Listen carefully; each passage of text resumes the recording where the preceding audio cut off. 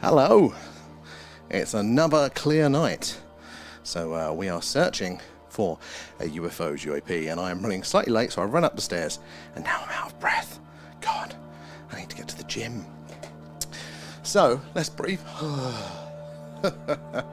Right, yes, let's breathe. And we are doing a live UFO UAP Skywatch tonight. There, Zen is already in. How are you doing? We're coming to you live from Wiltshire in the UK, which is right in the heart of crop circle country and just down the road from Stonehenge. So lots of strange and anomalous things in these skies. We've already got some movement tonight, guys. Should we zoom in on a couple of those to start with? Where is it? There, let's have a look. There we go. Remember, keep your eyes on these. We need to see them do something strange. How you doing, G-Wag? Thank you for the gifts and feeding Alan. Nom nom nom, thanks, guys. So, yeah, it's going to be a busy night, I think, tonight. Try and catch my breath ever so slightly. We've got Jupiter coming in big, bright and purple as always. Absolutely lovely there. Have we got any more movement? I can't. No, we've still got that one coming across the screen right there. I'm just going to turn off some devices to make sure we have enough bandwidth, because for some reason we are pushing the limits tonight. It seems to be there's a lot of stuff going on over the network. Very frustrating there. Rob is in as well. How are you doing? Oh, that was a shooting star. Straight away, that's a good kick-off to the stream. There, Lee is in as well. How are you doing? Tonight, good to see you. Yeah, so we are doing a live UFO UAP Skywatch tonight. Oh, that is a bright one coming across the screen there. Let's see if I can zoom in on that one. Zoom mode activated. So let's zoom in on this bad boy. So, right, we're going to be seeing lots of objects in the night sky exactly like this. Oh, it's a faint one just to it there as well. And for us to tell that apart from all of the other objects up there, the satellites, the space junk, there's 1, 2, look how faint those two are, but they're still there. The skies are absolutely alive. But for us to tell that use a UAP versus just one of the many man-made satellites up there, we need to see it do something strange there. Stop dead, shoot off its speed, change its course, its trajectory, something like that will tell us that what we're looking at is a little bit more strange indeed there. We're all good, Lee. How are you doing? Carl is in as well. How are you doing? You getting excited for your holiday, Carl? There, DJ, good to see you. How's it all going? Thank you for the heart there. So yeah, we're doing a live UFO UAP Sky Watch tonight, and the sky is lovely and clear again, as it has been the last few nights, and we have seen some very, very interesting things indeed. So as long as we keep our eyes peeled, I'm sure we're going to see much more anomalies. Which mouse? There we go. Many more anomalies as the night Zoom mode activated goes on. Right, we've got this one coming in. There we go. Look at some of the blues and the oranges, the purples. Absolutely stunning, the colours of these stars. So they are all stars like our sun. I said some bigger, some brighter, some hotter, some cooler. Some of them burn different gases and things like that, and that is how you get the different heats, temperatures, sizes and coloration there. Depending on what it's burning, that will dictate the sort of light that it emits around those other worlds.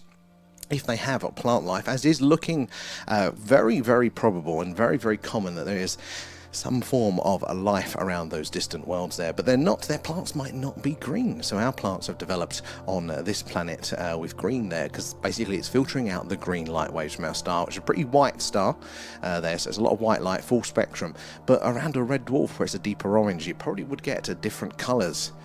Those plants, depending on what light they are absorbing for photosynthesis there. Private Tomcat is in. And how you doing, Rob, as well there? We're all good. We're all good there, DJ. Nervous, but looking forward to it. Honestly, I get that. I never used to be nervous of flying. But the last time I went, and God, that is actually going back a good few years now, I wasn't expecting it, but I had proper vertigo on it, and I didn't realise till he was on that little tunnel to the plane, and that was not a pleasant experience. So I'm nervous of that again, but I'm sure you will be fine, Carl. There, C1, Jasmine, good spot in there. Should we have a look? There we go.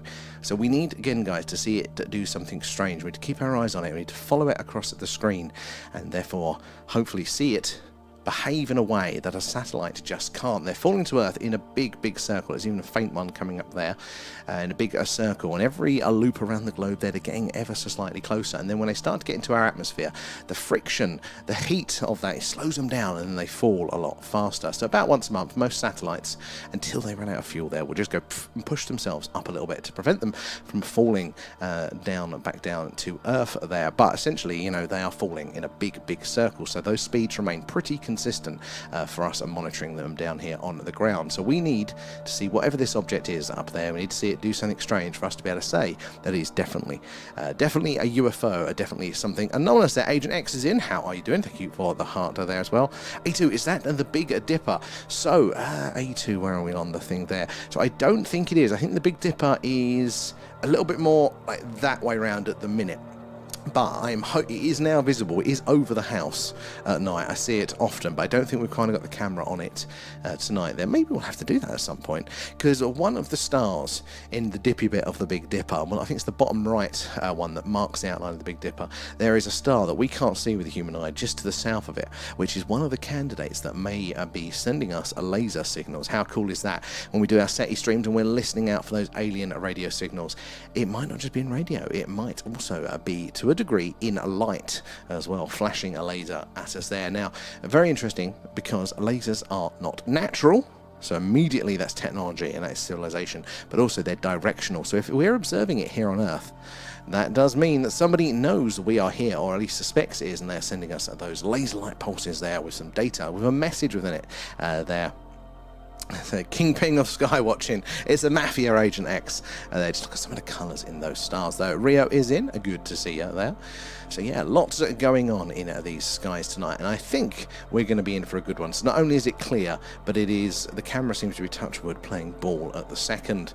So hopefully that's going to get a bit darker as the sun goes round a bit and as the moon buggers off, because the moon is up and it's causing us a little bit of visual issues there. But we are seeing some of those colours, and that is a good sign. We can see all of the colours of those stars. That we're going to have a really clear night, and we're going to see lots and lots of movement up there. So keep your eyes peeled for that stuff. Lots of action there. If you're joining us, we're doing a live UFO UAP Skywatch tonight there, coming to you live from Wiltshire in the UK, which is right in the heart of crop circle country, just down the road from Stonehenge. Glastonbury isn't too far in the other direction either. So lots of strange and anomalous things in the skies. Zoom mode activated.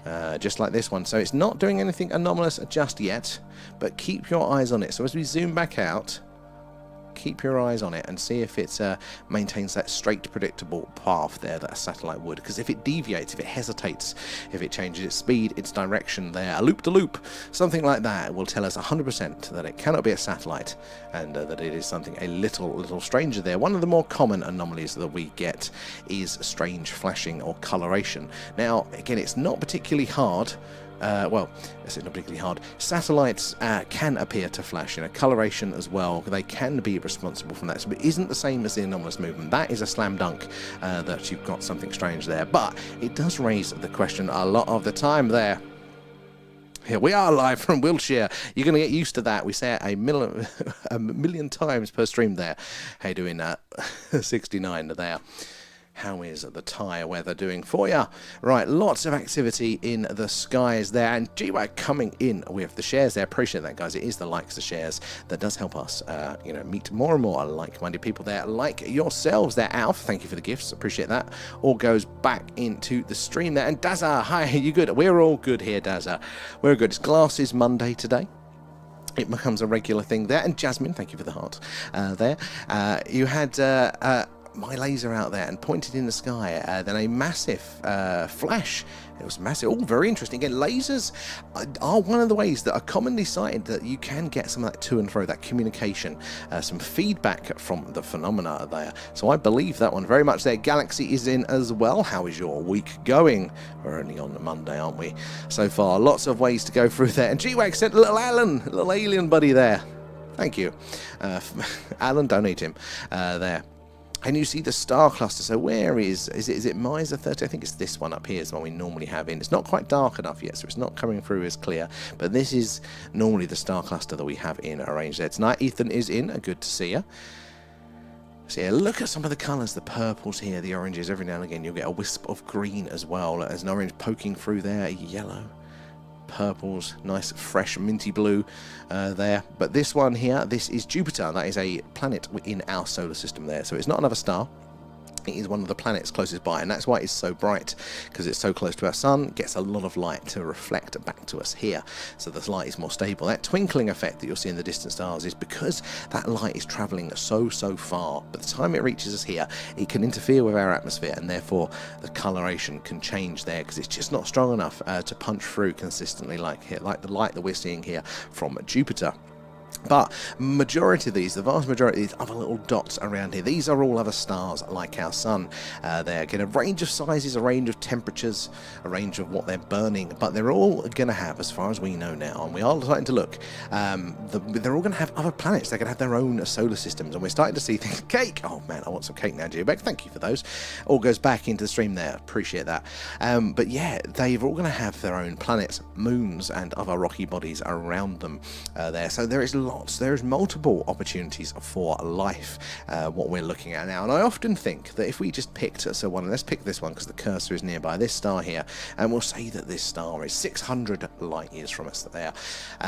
But say that that star there, that light that's travelled all that way, maybe around this star it's going to have its own planets, and maybe one of those planets is going to have intelligent life, and they're going to be looking to their night sky, to the faint pale dot that is our star, our sun there, and wondering if there is life out there as well. Our Earth has been screaming that it has a life. It's had a biosignature, they call it, for about 2 billion years. So if there has been a civilization out there that has the same level of technology that we have now at any point in the last 2 billion years, had a look at us and our star and our planet there, they would know that Earth has a life, and they detect that by the gases that are in the atmosphere, because you can tell by the light coming from that distant star, passing through the atmosphere of the planets that go in front of it, and you can see what the light is there and what is made up of there. You see what gases are in those atmospheres, and certain gases are only made by a life. So yeah, it gives the game away that there might be life around those distant stars, and that is something that we're doing more and more of. And in that community, in the astrobiology community there, they are starting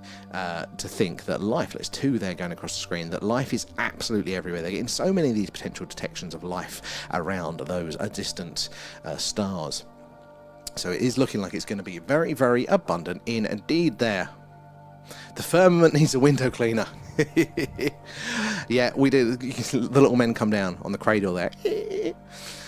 Where are we there? Where are we in the TikTok chat? Let's scroll through. Love the purple one there, Galaxy. Yes, honestly. So wait until Vega comes in. It's going to be good there. D2, yes. I think that one is, I think it's Miser 13.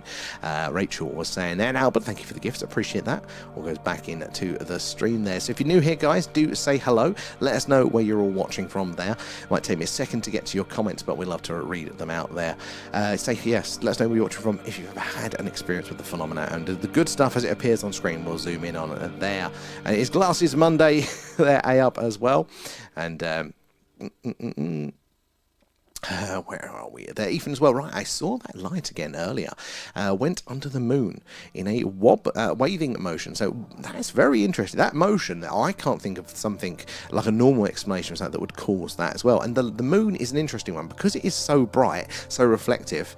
It does unite vision in when you're looking at it there. So any objects you're seeing that are close to it have to be quite bright to counteract that one there. And I might, the 8-inch 200mm Dobsonian reflector telescope there, that's a tool and a half. There it is, Glasses Monday, Ben. And you that you've watched the live for 400 minutes. It is crazy how it all adds up very quickly, isn't it, there? And we have appreciated every minute of that, GWAC, as well. And Mystic there, Mama, thank you for the gifts. Have I missed any more? Grim as well for some cake there. Thank you for feeding Alan, GWAC. Nom nom nom, thanks, Missed guys. a few of those, but appreciate it, guys. All the gift subs, the patron things do go back into the stream there, helping us improve what we are doing. Right, where are we in the chat? There's a few now. Lost my my ability to keep up now there. Did a big circle and said, can you flash the circle? And it did twice. That connection there, what else could that be?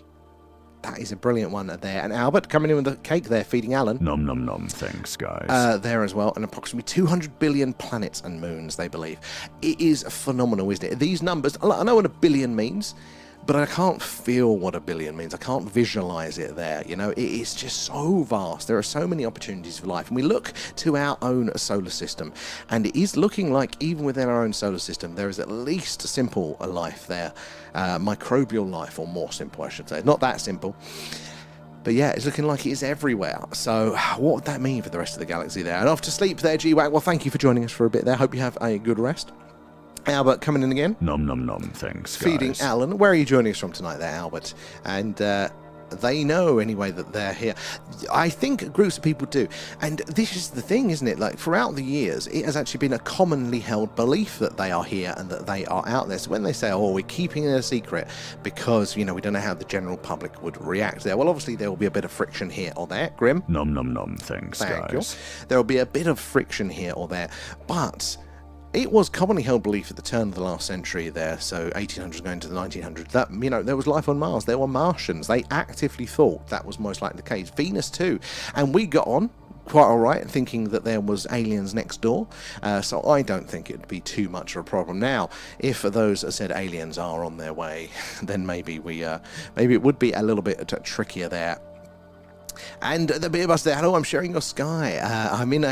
You're in Bath tonight. Ah, excellent. I do like a bit of Bath. You are very, very close by indeed there, Beer Buster. And John from Liverpool, good to see you in. How are your skies tonight there? And hello. And is that Mystic? Is that Lynn? Is that from Lynn? Whereabouts is Lynn? That sounds brilliant. I probably got that pronunciation wrong. Oh, Illinois there. That's why I have to read ahead there. Illinois. Again, I think you might be our first from Illinois. Brilliant. How are your skies doing? Have you ever seen anything strange? Very much welcome aboard there. Don't forget the YouTube. Yeah, no, I've got to switch back over to there in a second. And is that Marfo as well there? Have you ever seen a UFO in the sky? Yeah, we've definitely seen some anomalous things there. Things that do not fit the classification of a satellite.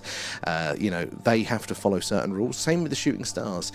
We've gone through with some of our sightings, you know, the explainable angle there. But if you hang around, you'll see it's normally something strange. Now, what they are, can we collapse that down into saying that it's definitely ET flying around up there? That is very difficult. But if you keep your eyes peeled there, sometimes we do see something strange there. Oh, an A up there. I keep having my TikTok freezing there. Don't know to me. So my internet is saying that something's going on. So I think I might be having a few issues for you guys there. You have to forgive us on TikTok if you are suffering a bit with the quality there. Oh, there's a flash again in D2 there, Naomi. Right, I'm going to try and keep an eye on that one. Good spot in there. What are you purchasing next for the page? Oh, GWAC, it's going to be a while yet, because the only things left are the really expensive things. New camera or the infrared mod. That'll be it there, unless anything else needs to be replaced in the meantime. There. Less than a quarter of the moon. It is just a tiny bit there. You'll be surprised though how bright that still is. But it is. It's normally towards the end and the beginning of the months there that the worst for the moon there. And they're on their way and already here. Well, this could be the case, couldn't it? I think if there's going to be one, there is going to be many, many more. So one may be here, two may be here, three may be here. But maybe somebody else is just around the corner there waiting to come on in. There you go. Look, got some movement. Nice bright one over here. So as I zoom back out, if you can, keep your eyes on it, because we need to see it do something strange there. We need to see some of that anomalous movement, anomalous behaviour there to tell us that it is definitely not one of the many, many satellites that are up there. Hey, thank you for the gifts. Appreciate those as well. Carl as well, and Grim. Nom nom nom, thanks, guys. What? I have not seen that one before. Got the bandana there. That's brilliant, that is. Thank you for those. Where are we?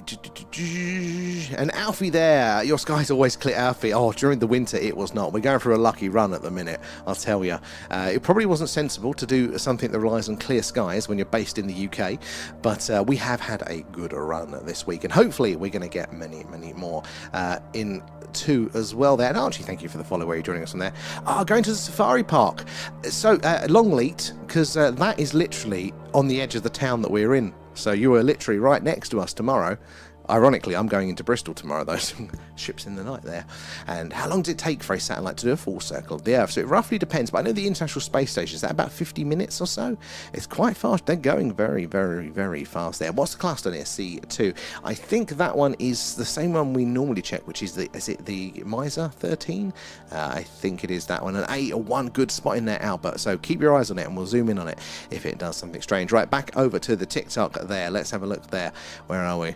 The Acme Globe Cleaner. It's a dangerous job there. And 1 billion is 100 million. It very much is there. And that friction needs lube. You're not wrong. You're not wrong there. Friction with all of this sort of stuff, we tend to forget because we're like, do fish know that they are in water there? That's the medium that they're always in. So it wouldn't be adaptive, would it, for them to constantly be sensing the water unless there's a change, in the same way that we don't really feel the air unless there's a breeze or the temperature change there. But that's kind of what it's like when you're in space. It's that again. So it's the equivalent when you come out of space and go into the atmosphere that we take for granted. We go, look, there's nothing here, I can wave my hands around, there's no resistance. But when you're coming for the very, very near vacuum of space into the atmosphere, it's just like jumping, the equivalent of us jumping into the sea there. You suddenly feel the resistance. It's much denser there, and that is why those objects entering, like the capsules you would have seen re-entering after a space mission, they're just hitting that air, that friction there, creating all of that heat.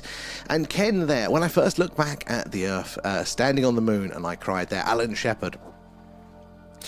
They do say that the observer effect, or the overview effect, yes, the overview, the observer effect is a quantum thing, that basically, even if you're not all the way to the moon, but if you're far enough off the Earth's surface there, you can step back and you can see the whole planet. You can just see everything as a whole there, and it gives you a whole different perspective on it there. And where's Raf? I don't know. Where is Raf tonight there? And you're not banned. It's there. It just takes me a while to read the messages. We're bouncing between all of the chats tonight, so if you are just joining us, we're doing a live UFO, a UAP, a Skywatch. Tonight we're going to live from Wiltshire in the UK, which is right in the heart of crop circle country here in the UK, just down the road from Stonehenge. A long history with the strange and anomalous in these skies, so do pay attention, keep your eyes there. I'm going to zoom in on the good stuff, the interesting things. If you've been with us since the beginning of the stream, you can now tell, look how dark the screen is there. That's gone black, whereas that sky was blue, wasn't it? There, that was that last bit of daylight. Even though it was dark for us here on the surface, there was still a bit of daylight in the night sky. And that sun, as it is going around, there we are leaving, that is leaving the sky there and allowing us to see more and more in the night sky there. No, Jolly, I'm sure Jolly will be in later. He's normally quite active in the chat, unless Raf's banned him as well. They're coming in with the gifts. Thank you for those. It all goes back into the stream there. And Alfie, B2, a tiny little one. Good spot in there. So you've got to keep our eyes on them and keep tracking them across the screen. We're looking for that zigzag there, or slowing down, speeding up, stopping dead, anything like that there. And Smaxy there, how are you doing? In Salisbury, you are one stop on the train down from us. We are in Warminster, so we are not far away at all. How are your skies there? Being, a local, it's a bit more built up, isn't it, Salisbury? But your sky is still good. Have you ever seen anything strange there as well? And Wiltshire has a lot of chalk carvings. It does. Have got a lot of the white horses carved into the the chalk hillsides and things like that. But there's weird stuff everywhere here. Like I said, we moved here about a year ago from a wonderful Essex, so it's much more built up, much more light polluted, much more urbanised and quite flat. Here, lots of hills. But I got an ordnance survey map of the local town, and I had ideas that, as a countryman now, I'm going to get myself a wax jacket and I'll go for long, relaxing walks in the country, and I want to find all of the local footpaths. And that scene in Gladiator there where he's dead and he's kind of like, running his hand through the crops. Like that's what I was thinking. Go for nice summer walks through countryness, through all the crops. And I was looking across the ordnance survey map, and there's stone circles absolutely everywhere. There's monolithic stones just sitting in the woods, or there are burial mounds, cairns, and all sorts of strange things around here. It's a very strange landscape indeed. So these guys are very, very active. Evening nerds, how are you doing, Kate? Thank you for the shares, guys. It is the shares, the likes, all of that sort of stuff there. That helps us reach more and more like-minded people like yourselves there. And the more eyes and minds we get on the old phenomena, the more we can all piece this puzzle together. But if you're joining us for the first time, make sure you're following or subscribing there, because we do this pretty much every night. And if it's a clear night, it's this, the UFO UAP Skywatch. If it's a cloudy night, we do an alien radio signal hunt there. And we've got a big dish, and we listen on a frequency called the hydrogen line. And that is the channel on the radio dial where scientists theorize that if ET is out there, that is where we would hear that message. It's where we've heard signals like the wow signal and many more. So we do that on those cloudy nights, or we're doing this here if that sky is clear there. And Harko, how you doing there? Only did reach 150 instead of 400 kilometers. It's not quite enough there. M to the C, loving the stickers there. How are you doing tonight? Dylan is in too there.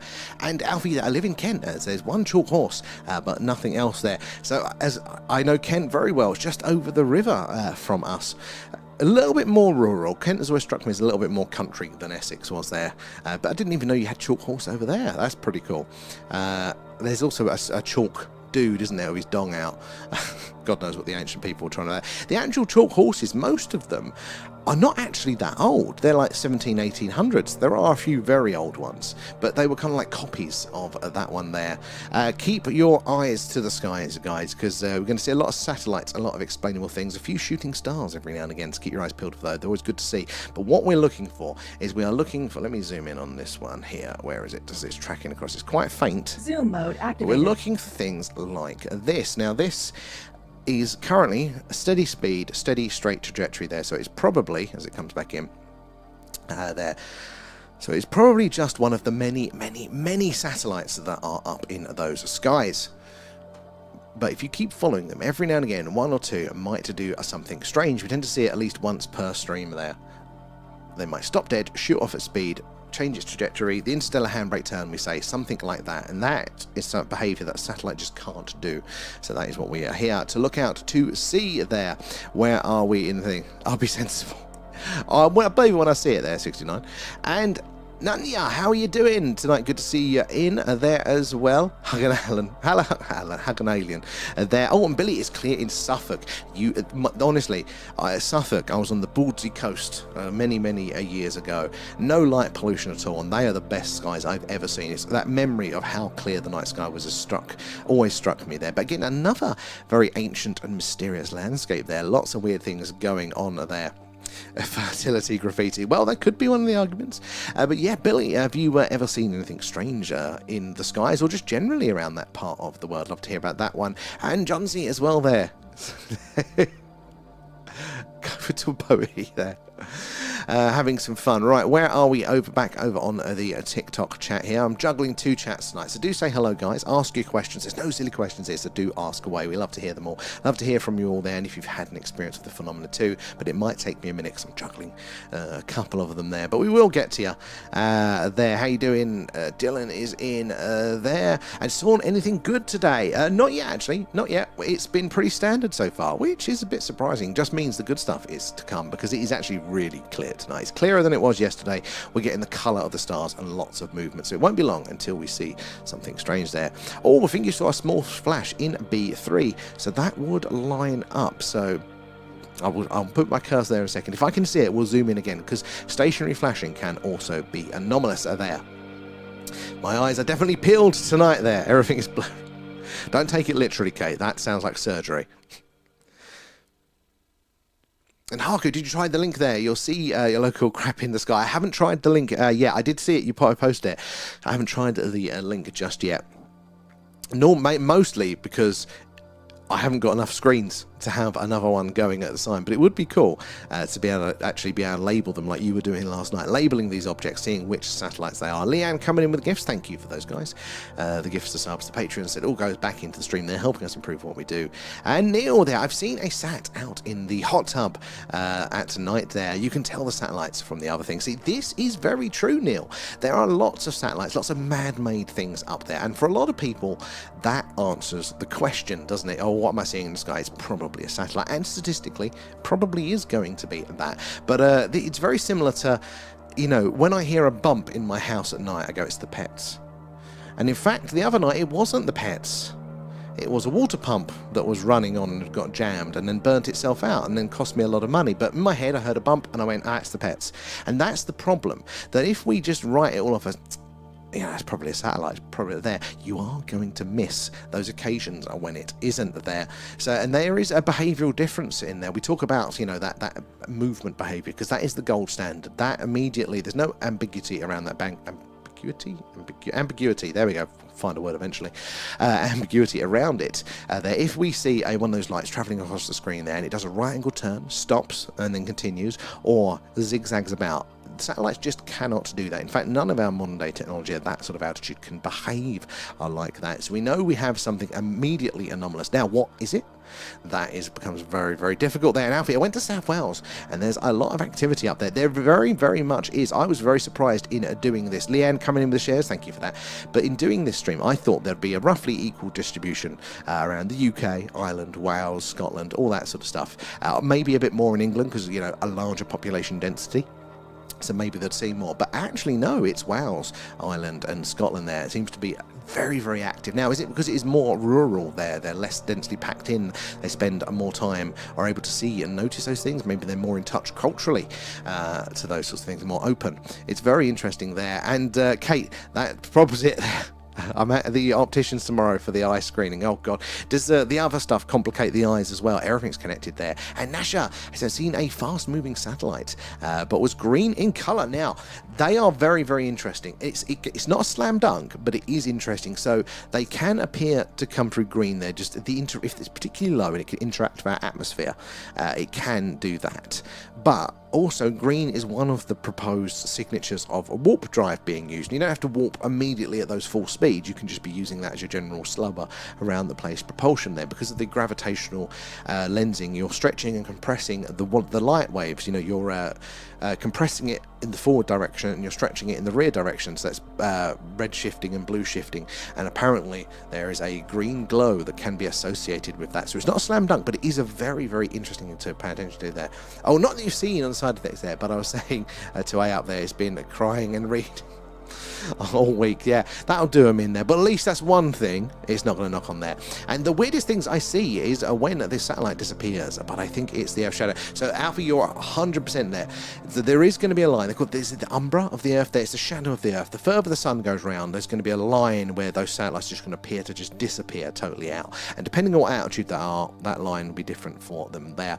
But disappearing can be an anomalous one there. Now back over to the TikToks. Let's have a look. Not TikTok, sorry, the Tube. Where are you guys? Patiently waiting for us there. And Nanya, aliens could just trigger a Kessler syndrome and trap us for generations. You know what? That's one that I haven't heard of. But yeah, no, they definitely could. And Kessler syndrome, guys, for anybody listening out there that's curious, that is basically the snowball effect of one satellite getting into an accident and smashing into 1,000 pieces, and then those 1,000 pieces are flying around at speed up there, could damage another one, and that snowball chain reaction there. And the idea is that there's so many of them up there that there'll just be a layer of what are essentially speeding bullets flying around the Earth. So every time we put a satellite up there, it'll just get obliterated by that, and that could last from anywhere between 10 years before it all re-enters and 100 years, I reckon.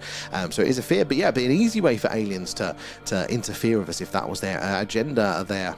It's a freaky fire starter there, and none of you and watch us like a zoo. Well, that is one of the arguments. If this phenomena has been here with us the whole time for at least a very long time, thousands of years or tens of thousands of years or more, you look back in folklore, early religious texts there, and it doesn't like the same phenomena. But what would their agenda be, judging by their hands-off, but they've always kind of been around attitude? Well, kind of that zoo hypothesis there does tend to fit with that one, doesn't it? And Zen recommend deep dive there. Auguste Picard, is that as in Captain Picard? There's Zen. I do need some deep dive recommendations. We're going to have another deep dive next week, be over on the Patreon. It might be actually on YouTube members as well, if they approve us in time. Blue Nose, thank you for the star, mate. That's very, very kind of you there. Do very much appreciate you. Single-handedly upgrading the stream there. Where are we? What boat? There, and Jonesy there. Yeah. And Where are we? No, we are up to date across the board. If you are just joining us, guys, we are doing a live UFO, a UAP, a Skywatch tonight. And so coming to you live from Wiltshire in the UK, which is right in the heart of Crop Circle country and just down the road from Stonehenge. So keep your eyes on these skies. There's lots of weird and wonderful things. Is there any movement? There's some faint movement that I'm seeing flying around in a bit, but nothing jumping out at me there, though. Neil, I've also been lucky enough to see an orb-like metallic object that kept flashing. Where it kept flashing and disappearing. Very interesting. These orbs are really, really coming up a lot. I think somebody else, Kate, yours was an orb one as well, wasn't it? Like a metallic orb. You know, and there's people talking about things like a sphere network, that maybe there's a lot of those around. They're sort of monitoring devices, and they're just kind of spread out all over the globe. They're keeping an eye on things, and there are a hell of a lot of sightings of these potential things there. You remind me of the singer from Aqua. The bald one, yeah. Was it "Come on Barbie, let's go party"? That one. But I've had some brilliant comparisons there. Most of them not flattering though. But nobody's going to beat. What was my favourite one? The Black Belt Barrister. That was hilarious. And was it Bald and Bankrupt? The guy that travels there. Oh, good spotting there, Harko as well. Good evening, Blue Nose. Good to see you there. And Alfie, do we know the exoplanet the WOW signal came from? Brilliant question. So the WOW signal was an anomalous signal detected in the in about 1978 there, and it looked exactly how we would expect an alien radio signal to look, and it was on the frequency, the channel on the dial, where we would most likely expect to see an alien radio signal. And we can go into those details of why a bit more, but it was basically exactly what we expected to see, where we expected to see it. And even to this day, it hasn't been fully sort of disproven. There are a few theories of ways that it could possibly be organic in nature, because nature is incredibly noisy in radio. That's its natural language. The universe screams in radio waves. So there you can tune into the planets and things. You have to filter out the organic radio signals. But the WOW signal looked very technological. It looked very, very interesting. But it didn't come from... Oh, that's flaring up there. There's a few going across the middle of the screen. What's that one there? Manifesting. I like that one, Blue Nose. Thank you. Yeah, where it come from somewhere in the Sagittarius constellation. They don't know precisely where, so they can't apportion it to a particular star yet. But we do know that the closest stars in that constellation are actually quite far away, which would mean that the power, the energy used to send a signal from one of those stars for us to then be able to detect it is phenomenal there. So it's a very, very interesting signal. But there have been many more interesting ones there. Oh, Dr. Jones one, yeah. Yeah. Itam Sat, is that coming through there, Harko? Good spot. We're going to have to get you a little console, and you can draw it on the screen, and you can label them. That, I think people would like that then. And good evening, Marcus. Good to see you there. And Ben, we have seen atoms somewhat teleport. So who's to say ET hasn't learned how to do it with themselves?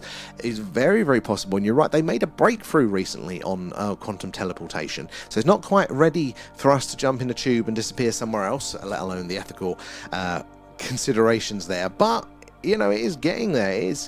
We are getting there with technology, and if a species has been around a lot longer, look at our technological development just the last few hundred years. If they've been around for 1,000,000 years longer, just think of what they could have figured out there. And we are roughly midway through the expected lifetime of the universe there, so we're a bit late to the party.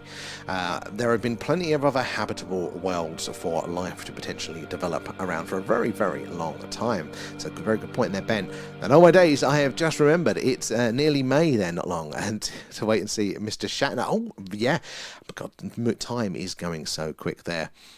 Place to places. Yeah, well, that's very, very true, Ben. There. And Sean, look there. Thank you for the gifts there. Where are we? Down here. C3 Jasmine. I'm a bit behind, but keep up the good spot in there.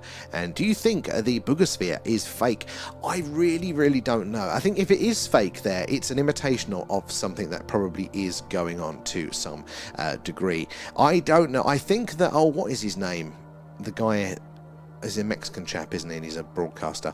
I think he's an interesting chap. I don't think he necessarily manipulates things, but I do think he gets quite excited and therefore maybe doesn't do some of the due diligence. I think they were doing the best that they could, but I think what we're missing in our world... Oh, that was a flash somewhere over here.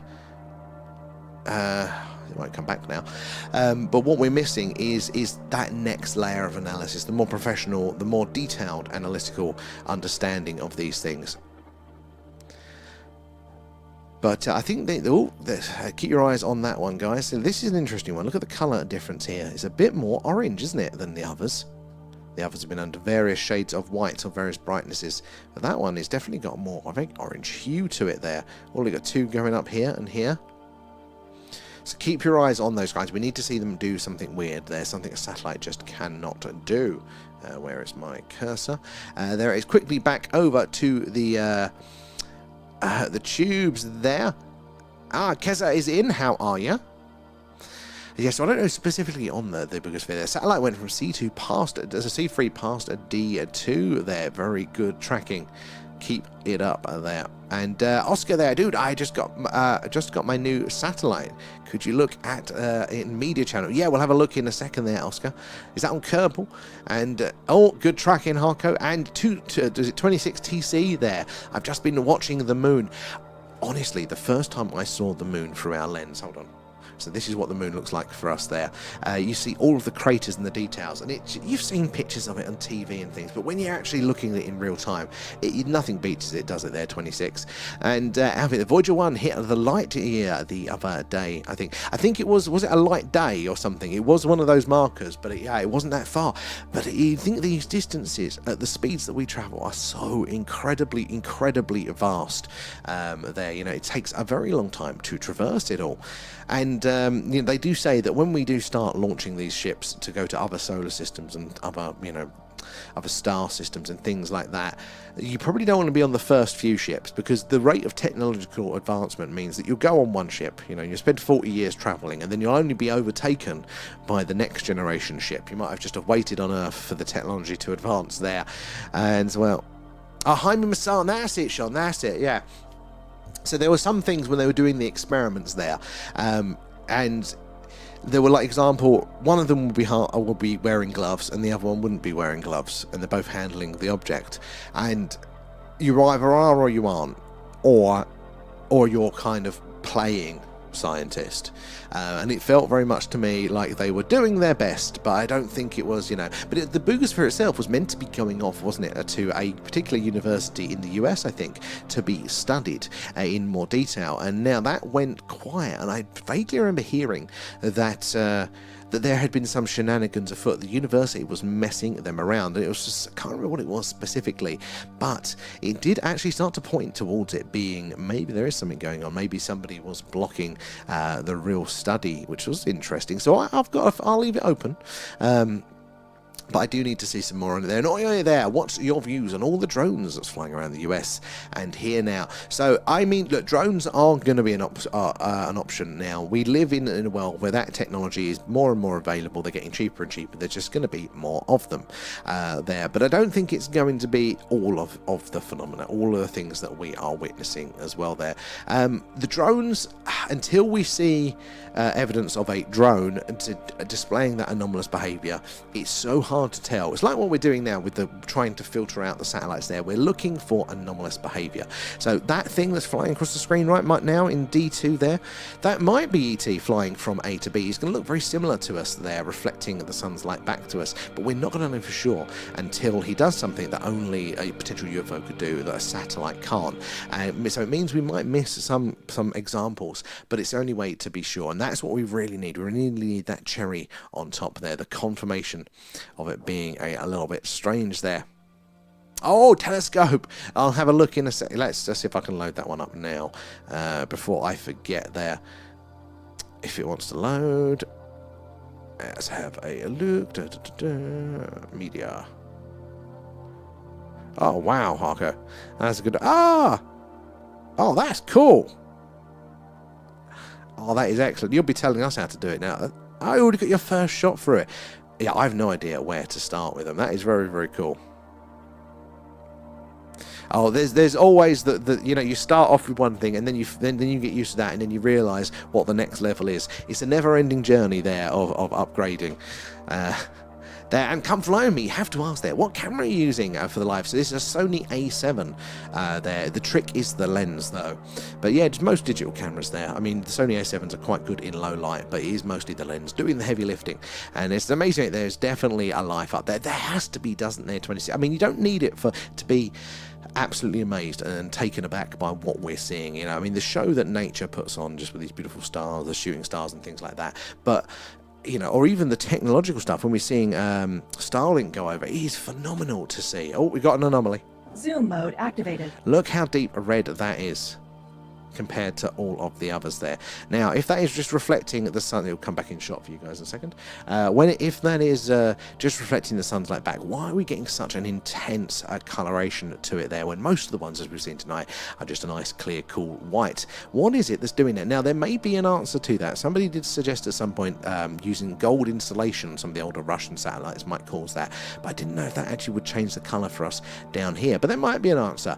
But what is very interesting about the orange color of these, if I zoom back out, we'll find a normal one. Look, there you go. Look at the color difference in this one. White, like most of them.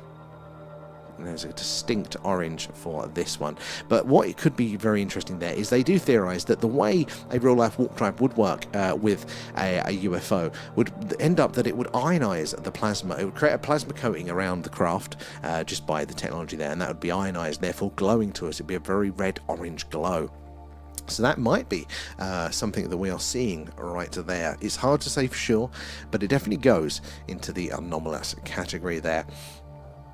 10 by 70 binos there, but you want the stronger ones. I don't even know what magnification mine are, but this is like doing this, you know, you start to go, that would be better here, that could be an improvement. Honestly, it's a money pit.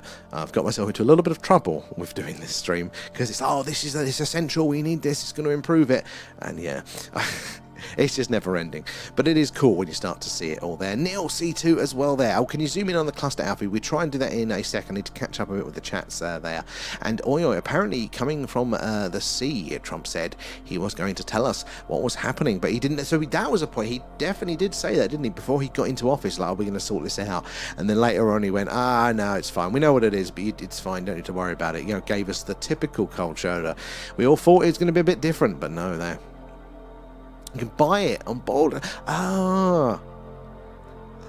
There, I ain't got any money now. And what software is this? So this is basically just a viewing thing. It's called Camera Hub, and it comes with the actual video capture cards to bring it in there. But we do have our own tracking software, which is broken at the minute, hence it's not on the screen, but we're making it ourselves, hence why it's broken. And quickly back over to the tubes.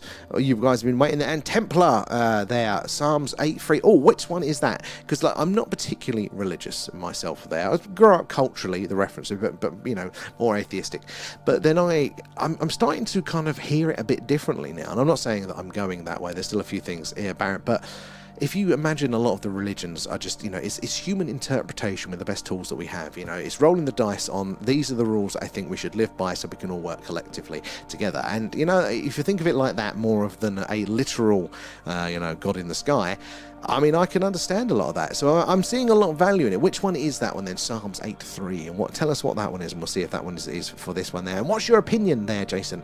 What's your opinion on the UFOs and the cows in the USA? Do you think it's aliens or people? So this is like the cattle mutilations, isn't it? And things like that. It's one of those things, it doesn't have a very obvious way that it fits in. Like, I can imagine the odd cow over a period of time, but, you know, because if they're analysing, if they're understanding or trying to understand life here on Earth, you'd take the odd samples, but then surely we would get the cows for a bit, as we did, then maybe it would be horses, and then maybe it would be pigs, and then maybe it would be cats, you know, as they're working their way through, studying the life, humans, as well there, but we don't see that, it was just the cows. The other angle of what it could have been related to is that, we use it, bovine growth serum. It's a very useful, I can't remember what for now, and what's part of medicine and stuff. So maybe they were harvesting a particular part that cows have in the same way that we do, is why we grow them, isn't it? Or we raise them. So it could be something associated with that. I did hear another theory that it was actually the government, because a lot of that cattle mutilation stuff happened around the time that we had the BSE scare, the mad cow disease scare, and that one somebody had a theory, not saying that I lean this way, but they did have a theory that it was the government American government doing it on the sly, testing cows to make sure that they it hadn't spread to the US, because they didn't want to create a sort of a panic there. Which I think is an interesting one. Zoom mode activated. Let's looking at this bright one. There was two chasing each other. Let's have a look at this bright one. Again, it's not doing anything anomalous. It's not like the orange one, but it is nice and it is bright, and it shows you a bit of variation of what we can sometimes see up there in the night sky. So as I zoom out, try and keep your eyes on all of them, follow them across, because it only takes that last minute course change, speed change there for us to go, haha, anomalous. Let's have a look back over to the TikTok and a chat there. And gold would make it highly reflective, so maybe. So it would be highly reflective, wouldn't it? But does it change the colour? I don't know the answer to that one, but it might be an angle there. I mean, I definitely see that it could be like brighter relative to its size. There, Alfie, could it be the angle that changes the colour? Ooh. I don't think so, because the reason we see different colours is basically the light wave. The wave itself is different. So it's either a higher frequency or lower frequency wave there, and that's what dictates the colour. And that's why if light is passing through a filter, whether that filter is one of those plastic filters that you might have in front of a torch, or whether it is our atmosphere there, that thickness changes the light wave basically, and therefore changes the colour that you see. So it'd have to be... I can understand how atmosphere could have an effect on some of them. Maybe that's why we see some that are green. But orange, I'm not sure. There, and come fly over. Yeah, I've seen the orange a lot too there. And AI tells me it's maybe orange foil. I mean, it may be. There's a logic to it. But I think it's just reflecting... I suppose you can reflect colour, can't you? So maybe? I don't know. It's just... I don't know, something about that feels like at these distances with those brightnesses it would be a bit tricky. They might be rusty, although some of them are quite old now. And I didn't realise this, but they're obviously the space is a vacuum, but it's a very, very near vacuum. But the closer you are to our atmosphere, actually, there still is a lot of oxidization issues there because of coming off of the planet. So things can actually rust close to planets in space there. And Ben, with the rate your streams aren't going up, I'd call it an investment and nothing more. So, oh, thank you there, Ben. I do appreciate it. We'll see if it's a blip though, Ben. And Alfie, I have this app called Stellarium there, but I don't think the satellite information are correct. I think when we tracked it in the early days with Stellarium,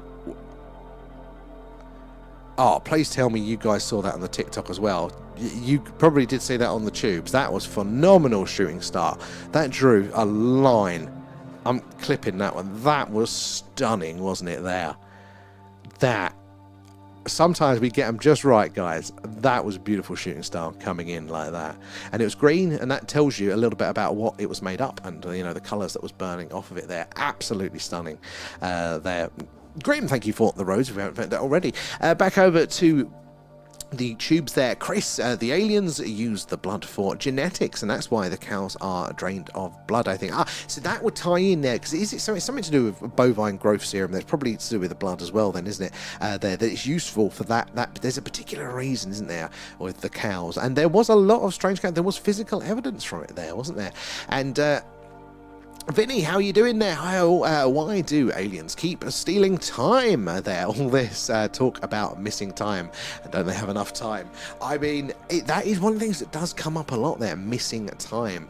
You know, it's probably not so much that they've stolen the time, but it is that they're, you know, you're probably forgetting, you're wiping your memory of that bit because maybe it wasn't a brilliant experience there. And Shan there, I know that was amazing, wasn't it, to see that, especially on the big screen of the TikToks there. Absolutely stunning.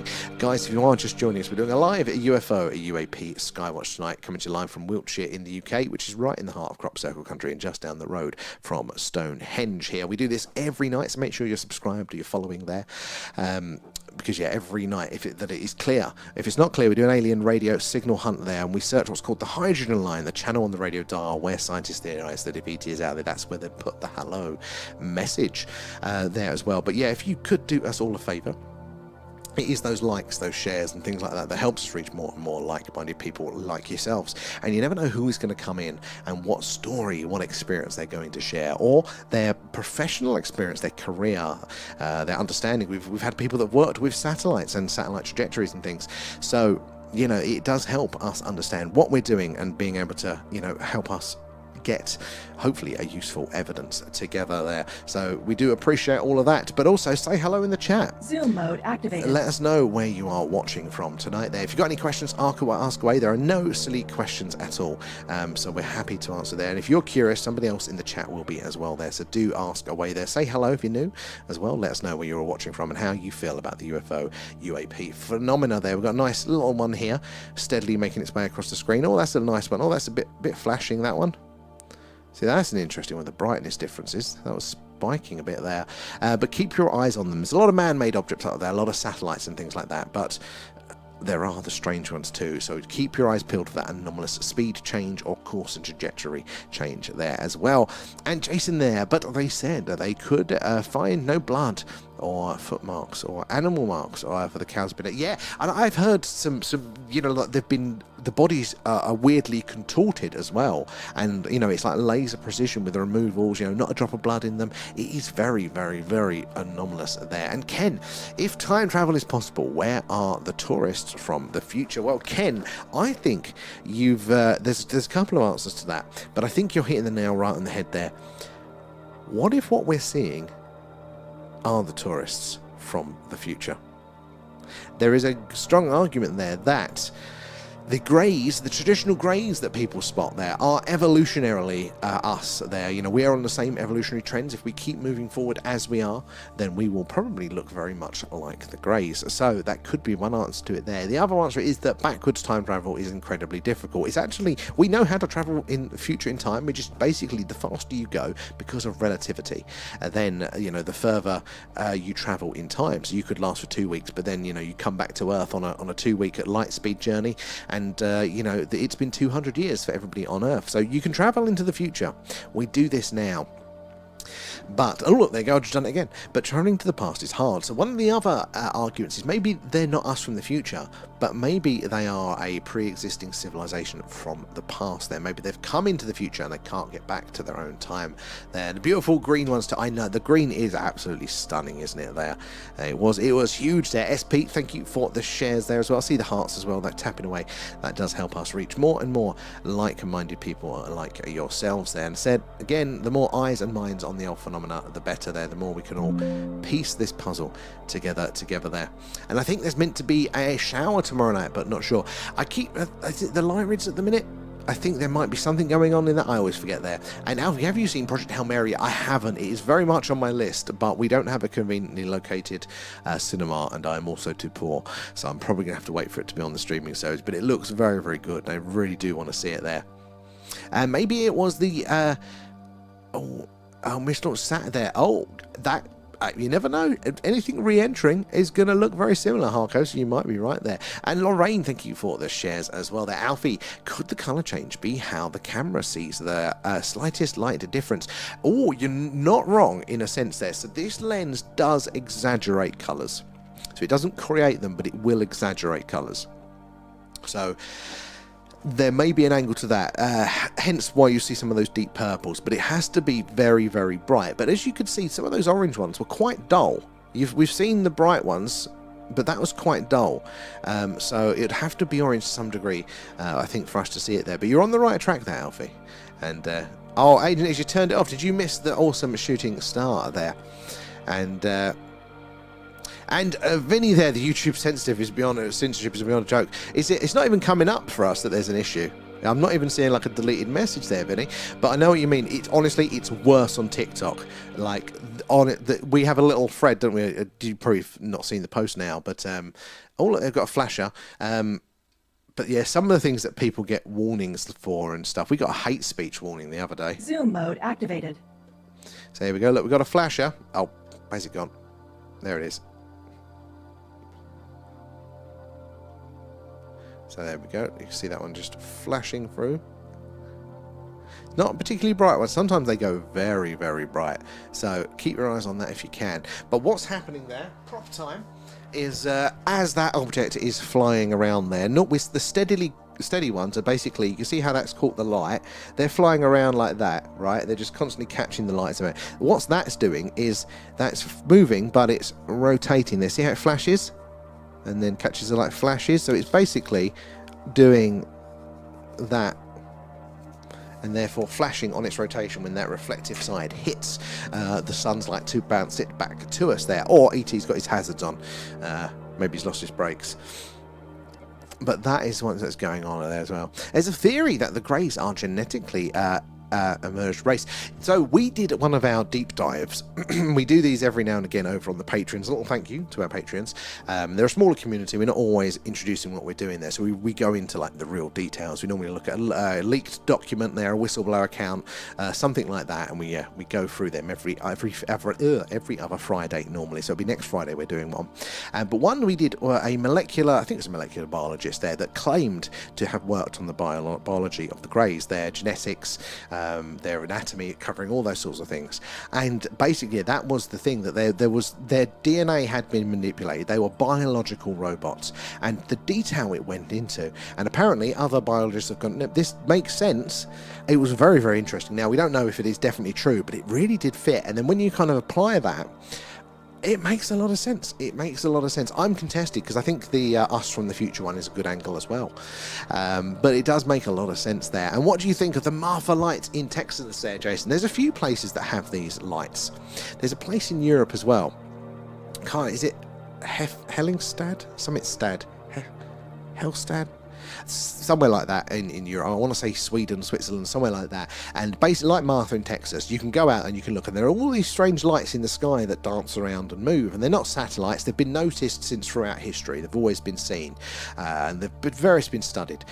And it's looking like now that they are plasmoids. So now we've got Google Maps and technology. The ones I think in Europe that they have studied, and the scientists have said that they're balls of plasma, basically. But the real question is, are they intelligent? Because if you watch and monitor their behavior, they do look very like they're ticking the box for intelligence. They're working together, responding to their environments. Even reproduction is a potential for what they are doing there. Let's have a look at this one. Zoom mode activated. So I think this is going to come out. The more that we study things like this, you know, the plasmoids are a real contender, I think, for intelligent life that has been here on Earth. A bit of an orangey one, been here on Earth with us the whole time. But because it's so different from us there, and because it is so, it doesn't compete for resources with us, so we haven't recognized it as life. But I think, yeah, as it goes on, we're going to get more individual instances that we can study, and I think we're definitely going to call that as life. And the UK government did a report called the Condine Report into the UFO phenomena in general, and apparently that was one of their conclusions. They said it needs more study, but we strongly think that, you know, intelligent plasma life is a thing and responsible for a lot of it there. And we're doing it actually as one of our deep dives.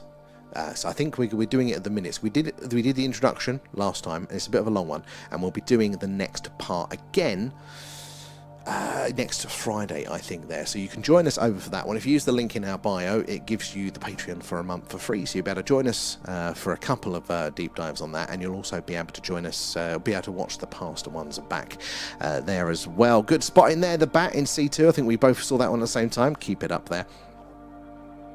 And where are we? The meteosat is also rotate. Is it really? So that's an interesting one, because rotating normally means it's not doing it there. And Scott, it's the solar panels on satellites, for first sake. Yes, a lot of it is there, but it's not just the solar panels. It's not just those parts that are reflective. They account for a lot of the spikes and for the larger images there. But this is just light bouncing off the bodies of the craft for the lots of those objects that we're seeing here. But Scott, it's not all that there, because every now and again, and this is, you gotta have an open mind. You've got to actually pay attention, because otherwise you're going to miss this sort of stuff. But every now and again, you'll see these objects flying around up there, and most of them are going to be satellites. They're going to be following straight paths, consistent speeds like that. But every now and again, you'll see one stop dead, or change its course, or, you know, do a little bit of a zigzag or something like that. And now satellites just can't do that. They are falling to Earth in a big circle.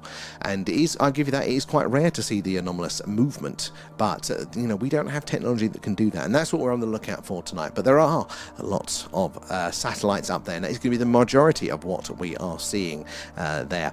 And have you seen the close-up of their craft there? But if it's ours, what other technology have we got? So, Jonathan, that's an interesting twist in it. So, there was one we've seen a triangular craft once. It's the only time that we've actually kind of been able to discern the physical shape. The rest of it have been light anomalies, and at these sorts of distances, it is that light that we're really perceiving here. I really would love to see, like some of you guys have seen, the actual shape and outline of the craft up close there. That is a real gold standard. But once we did see that triangular sort of shape of the actual body of the craft, not just the lights there. But it is quite rare to get those ones, the sort of thing. But we did see one when we was out doing this live once on location, and we tried to put the camera on. It didn't really pick it up, but when you were there, that was pretty strange there. But what other technology have we got? So this is the thing, like, I don't know what the full repertoire of military technology is there, and only if you're in those institutions are you going to. They keep it secret for a reason. But what we can say is that it has to be an incremental amount on top of existing technology there. So it's normally the same sort of things plus a few points. It goes faster, it is quieter, it is more efficient, it can carry more bombs.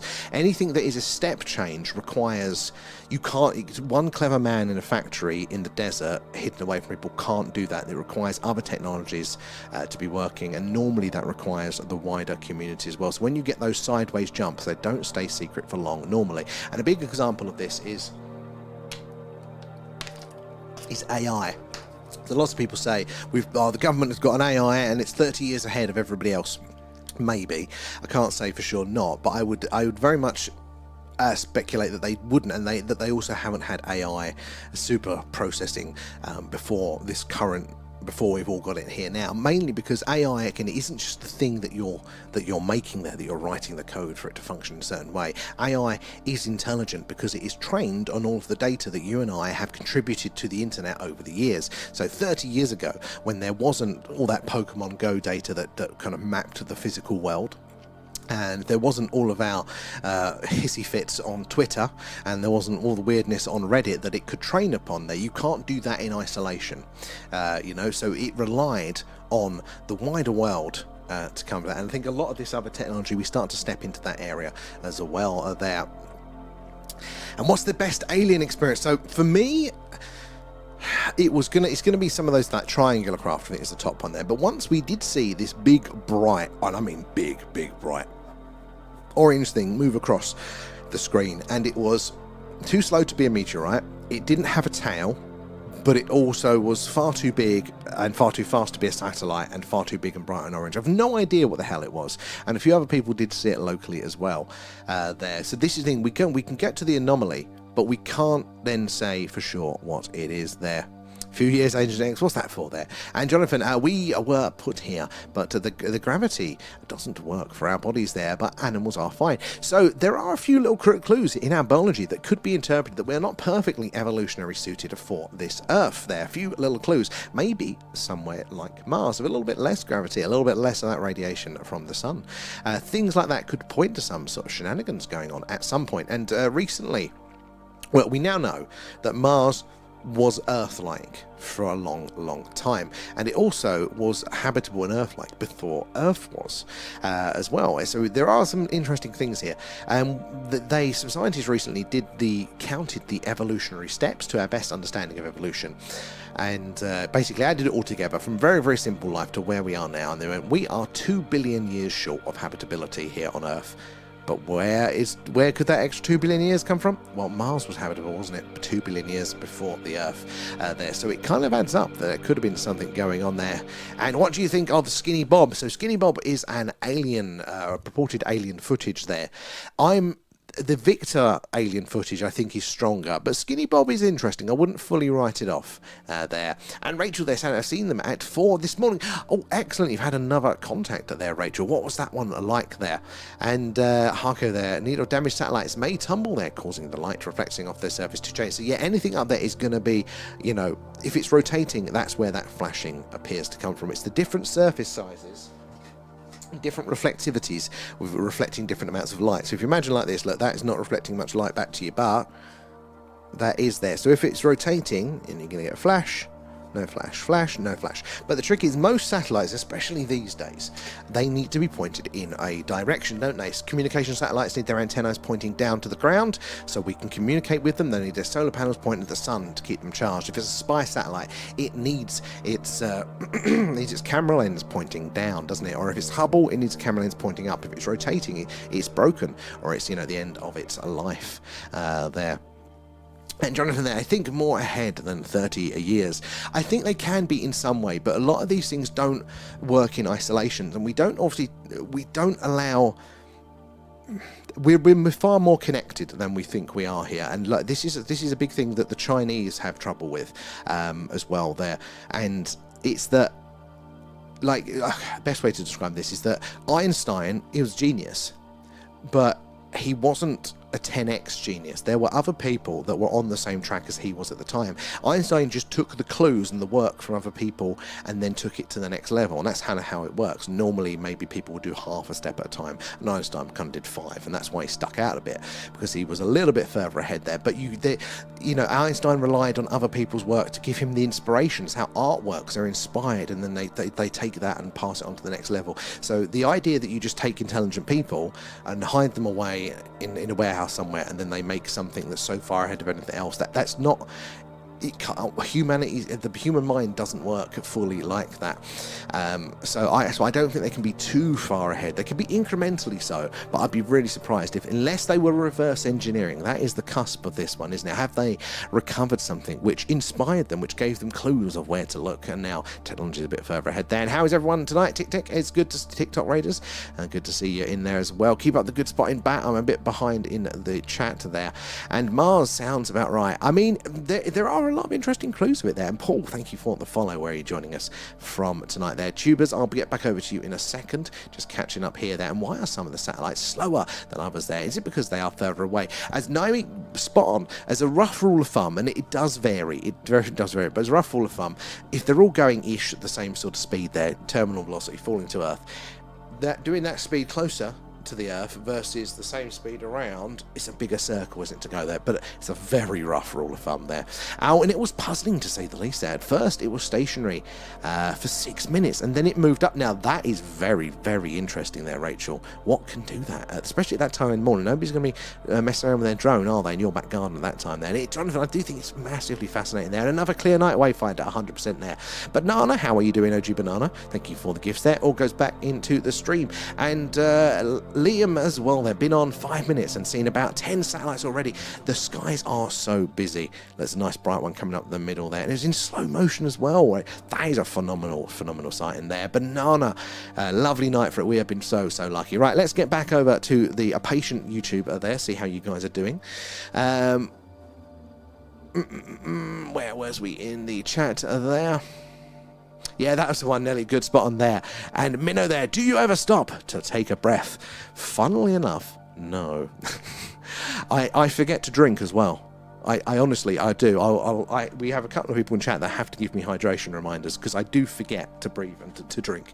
So, there. And where are we? There, Chris as well. The Greys seem to work for another race, like the Tall White. So I've heard that, you know, there's always somebody in control. A lot of those abduction accounts there, they do say there's a man behind the curtain. Sometimes it's the Nordics, the Tall Whites. Sometimes I've even heard the Mantis as well. There. Some people claim they have been taken aboard spaceships and examined there as well. We've heard it, and you know what? I mean, we're talking about plausibility here. If we look to the universe that we're looking at now, the current mainstream understanding, like scientific principle, is that life is going to be goddamn abundant, and then it's just a numbers game, isn't it? The civilizations are out there. We know that things like warp drives are theoretically possible. If you are advanced enough, you can produce enough energy to use them. So then, you know, if it's going to happen, it's going to happen at some point, isn't it? And what would a species do if they're coming over here? They would examine us. They would have a look, wouldn't they? They would want to know how we work and all that sort of things. We know we do it to animals, don't we? Ourselves there. So there's a plausibility to it. I don't know how much I believe any one particular case, but the overall principle, I very much think it's very, very plausible there. And it is so freaky there. And just that, who was that? Magnus Pike. Who's Magnus Pike? That name rings a bell. there. And no, can't slow down. We've got a lot of messages there. You know, if it's not your cup of tea, that's fine. But I've got a lot to get through. Where are we? Jason as well. Some people in Texas are crazy. There was a man and he was driven down the road and heard a bang on the back of his truck, and he looked around. There was an alien in his truck, and he slammed on the brakes there, and it jumped off and run to the forest. So it's encounters like that kind of seem a little bit more animalistic, doesn't it? It's not quite the same as, is it now? It's not quite the same as a controlled, intelligent being there that's a master of technology and the environment and all of that sort of stuff there, is it? It's, yeah, that seems a little bit more random, into the more spookier, the paranormal side of things, but I've heard things like that.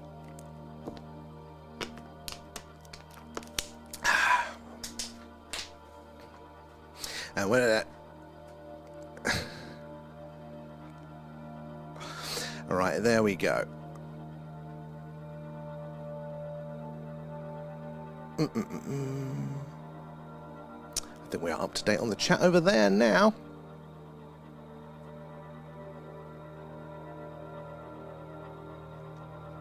Where are we? Let's have a look. Where are we? Over on the TikTok chat.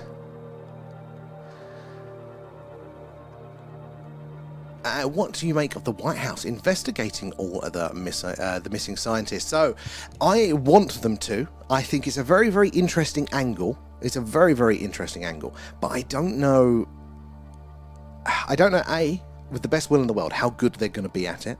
And also, are they being forthcoming with it? Because just as mentioned earlier, it might have been yourself that mentioned this earlier, that basically... Oh, let's scroll in. Let's zoom in on this one. Zoom mode activated. You know, Trump said he was going to tell us about the drones, wasn't he? You know, but just before he got in office there, and didn't. So, I mean, you know, you can only trust politicians as far as you can throw them. That one's pulsing in and out a little bit there. That's probably just as it caught. That'll be a one flash and it'll fade down. It's probably as it just caught that perfect angle there. But that is a nice and bright one. See this earlier as well. We're talking about the brightness of some of these, wasn't we? And that is a good example of that. It's clear and white, but it's also much, much brighter. But yeah, so how much do we trust them doing it? I hope that they do, and they are up front with all of that there. And where are we? Let's bring this one over to it as well there. A green and dim red light there. Very, very interesting there. Green and a dim red light. I mean, Rachel, that is very anomalous. There's nothing that I can think of that is a sort of a prosaic explanation for something like that. That seems to be quite clear. Like, if that was in front of me, I would be 100% convinced there. Have you watched the new Bob Lazar movie, Banana? Yes, and I thought it was really, really good. Very much enjoyed it there. What did you think of it there? Some people have got more questions from it. I feel like I got more answers, and then I also got more questions as well. And I'm not saying that I'm skeptical of Bob, but I don't know, he just brought up more questions that I wanted to ask him there. And is there any constellation that has the most activity? That is a very, very good question, and we do want to plot this actually. So it's surprising, or surprised me, that a lot of where people claim these aliens are coming from are close by sort of stars and star systems. You know, there's a bit of an overlap, and I'd love to kind of plot a sky map of saying, there's beings from here, there's beings from there, there's beings there, and it makes logical sense, doesn't it, that these people, if people are visiting us and neighbours from other planets or whatever, or other star systems, that the closer by ones are going to be the easier ones, isn't it there? Although if you do go back to the earlier days of the UFO, UAP phenomena there, and alien encounters, got some movement on screen, guys, keep tracking of those. So if you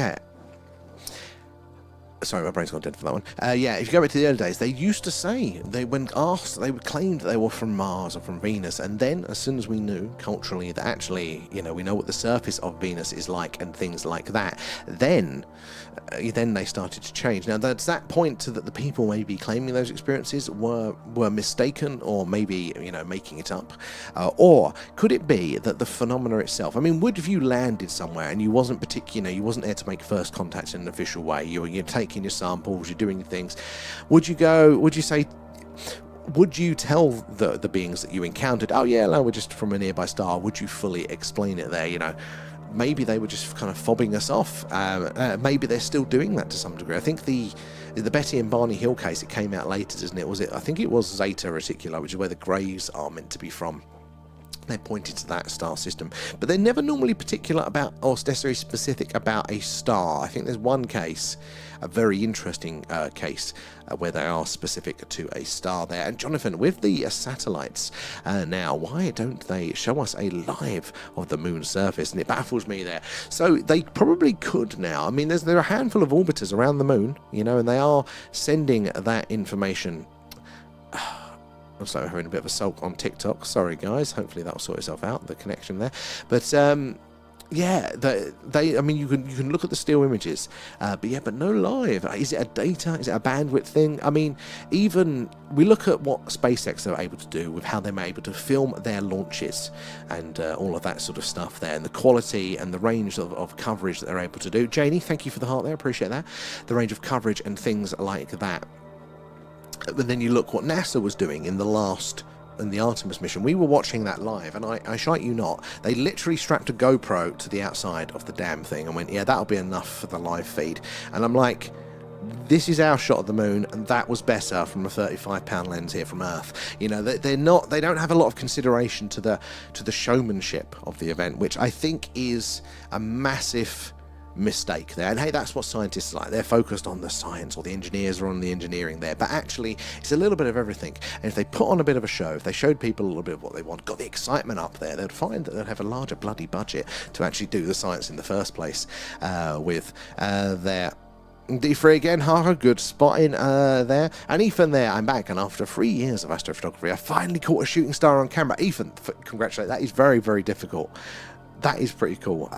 If you're in our Discord group, do post it in there. We'd love to see that there as well. Janie is in there, and I sent you the footage, but I might have to resend it. I'll have a check in a second there, Rachel. That's awesome that you managed to catch it as well there. And the next there, White House removed Trump from the app file. Not surprising. There, manipulation. There, the one looked really thin and dim. It did. White House is a joke. Of course it is. All the political institutions are. And they're considering some of the MAGA, I think, UFOs are demons. They are not going to show us anything. Well, that is actually a big part of it there. Some people are, you know, so convinced that these are angels and demons and things like that, and we shouldn't be messing with it there. Depending how big of a push that is, how much pressure they can put on there, that is a big thumb on the scale for disclosure there. Now, I'm open to having a conversation around it there, but anybody that is dogmatic, and I'm the same with people with very strict beliefs. I can understand a strict belief, you know, we're a product of our experiences and things like that. Nathan, how are you doing over there on the tubes?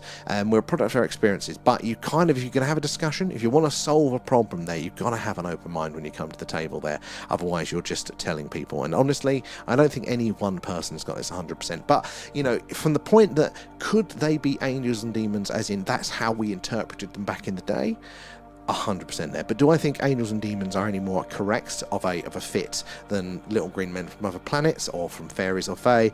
I think we're all painting the same picture here with different words, and probably doing just as bad of a job whatever time there. A faint red and green light is probably a plane at high altitude. So that is true, but there's a definitely clear flashing though. That's the thing with planes. There's a clear flashing, and I think Rachel said it was stationary for 6 minutes. Stationary. So that's quite interesting as well. But yeah, it was good for sure there. I need to watch the second half again. Fell asleep. But it was good. I think it was fantastic to actually have a chance to see somewhere like S4 visually, like with our eyes there, be able to walk around it. That's what interests me. I'm a very visual person. So I like the idea of exploring that space and things like that. They're apparently going to be releasing the S4 that they built for the film, because it's built in a video game engine, but they're going to be releasing that as a virtual reality experience. So at some point we'll get a virtual reality headset, we'll plug you guys into it with us, and we'll actually do an exploration of S4. There's it, Gemini A up there, and Mr. Money, how are you doing tonight? Thank you for the shares there. Right, I'm going to quickly pop back over to the tubes, and then I'll come back to finish off the TikTok messages there. Do appreciate you guys waiting patiently patiently as we're trying to get through all of the messages here. Where are we? Chris there. Thoughts on the theory that Mars was nuked a million years ago and that destroyed the biosphere. So, this Mars being nuked, there is a surprising amount of evidence for that. There is an element on there that we, as far as we know, and we're pretty confident on this, can only be made in two ways. And this element is absolutely abundant on the surface of Mars, and it's an outlier for anybody in our solar system there.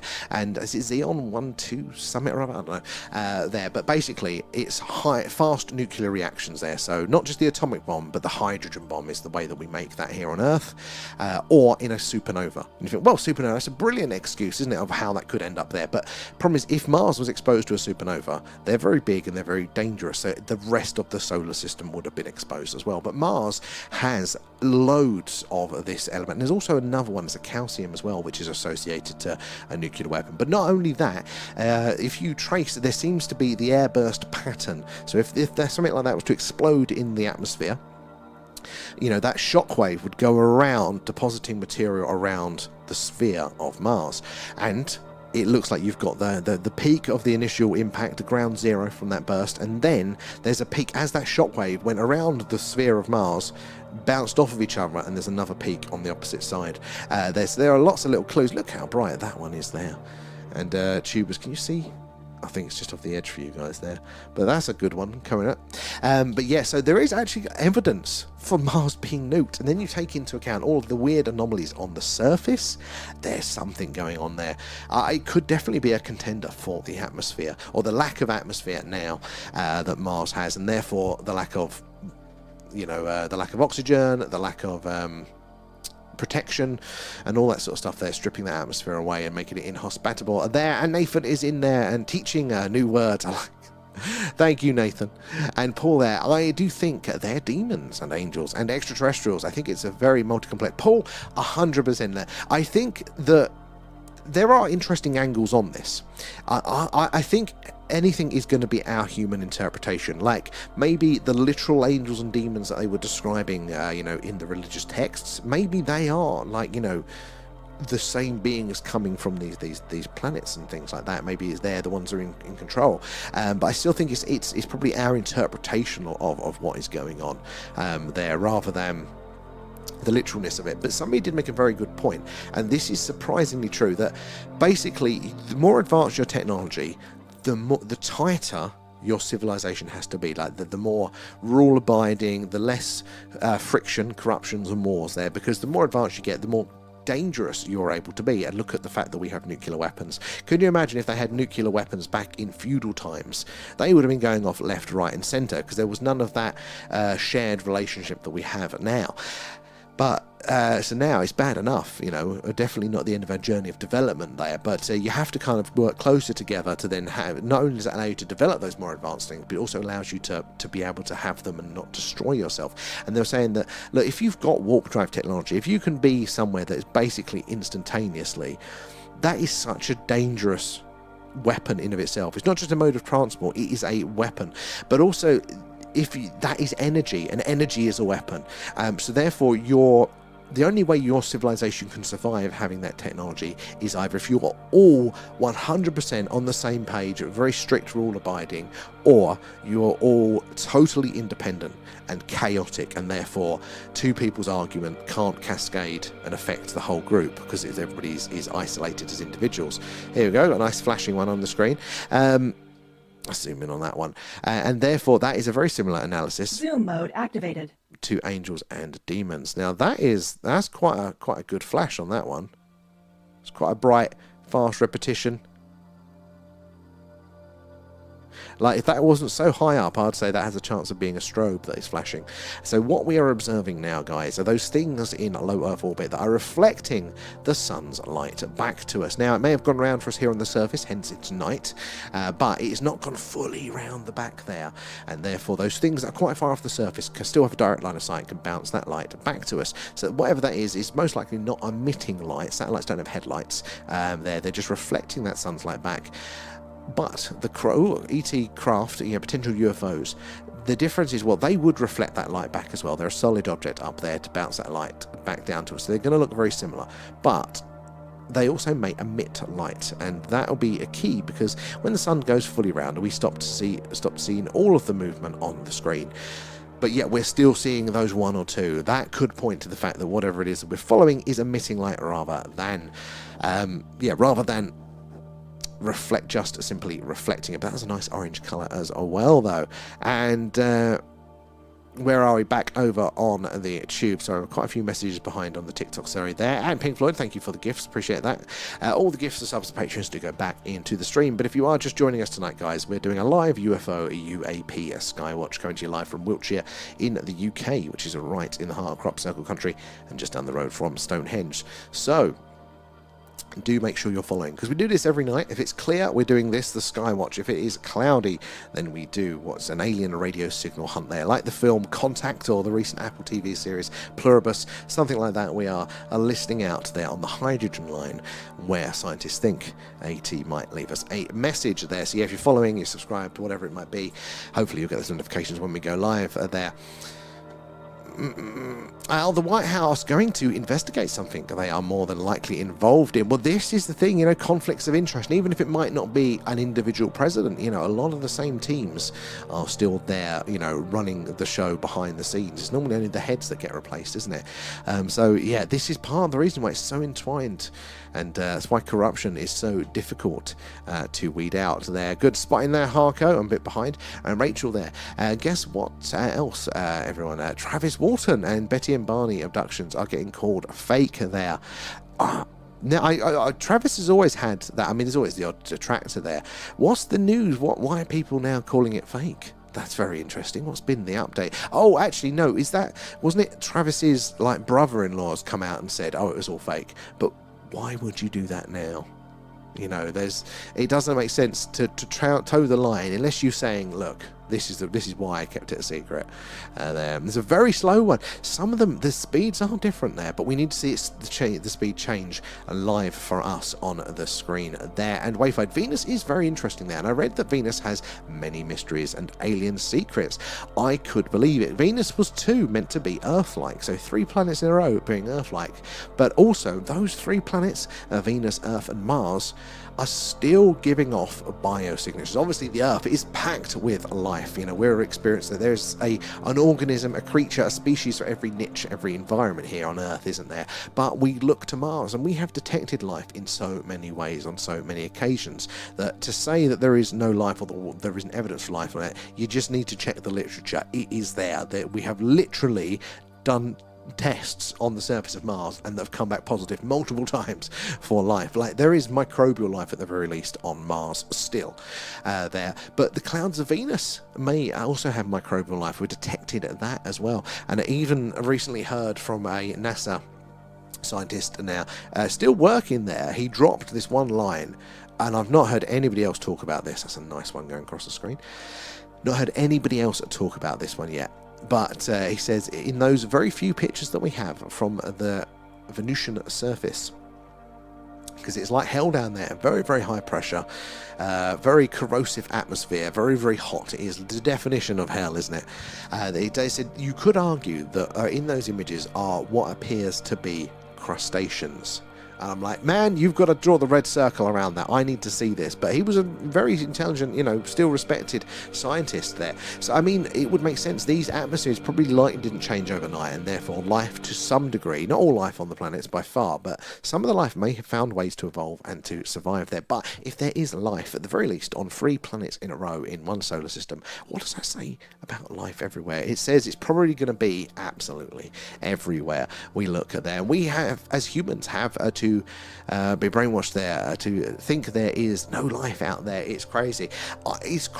And I think it is also, somebody said this, it's just like, what was the word they used, because it was spot on there, egotistical, essentially, that we're so special that we can be the only ones out there. And we haven't learned, have we, from the days of Copernicus, that, we shouldn't assume that we are special. There is an argument, as far as to the data that we have to be made, that we could be special. There are anomalies that we know within our solar system about our planet, and the fact that we have the large spherical moon like we do a planetoid moon for our size planet is odd. None of the others match up like that in the solar system. We have got more biological material on this planet than a planet this close to the star its host star should form with. There's a few little things that you could say, okay, maybe there is something special about us there, but the problem is that we don't have a lot of good comparisons out there. You know, we just don't have the tools to collect and process the data to say, look, we've checked 1,000 other solar systems, and you know, there's no Earth-like planets and things like that. We just haven't really looked. Zoom mode activated. There we go. This was just zooming in this one because this was flaring. Oh my god, it's moving away now. Where's it gone? Oh, just as it there. See if we can catch it in shot again.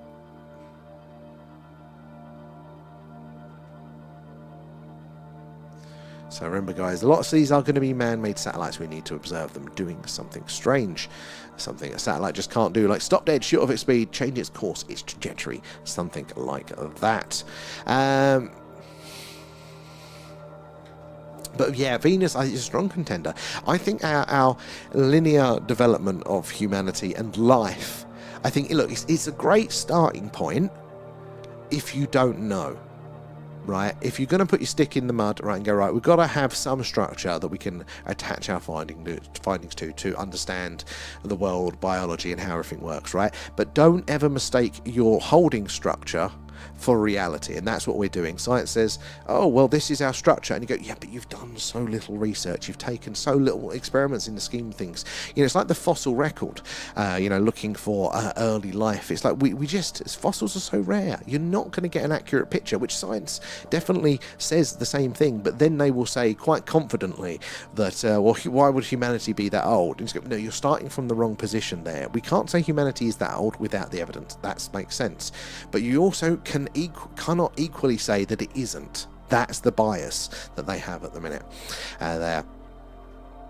Oh, good night, Lee. Thank you for joining us. We'll catch you later on in the week there. And ask ChatGPT how many times Trump's name was. Oh my god, definitely triple digits there. Oh, dip it out there, out. But thank you for joining us. We'll catch you tomorrow night. I hope you rest up there. Oh, Gemini. Oh, what's Queen 3.0? I've not heard of that one. There, A2, Harko, good spot in there.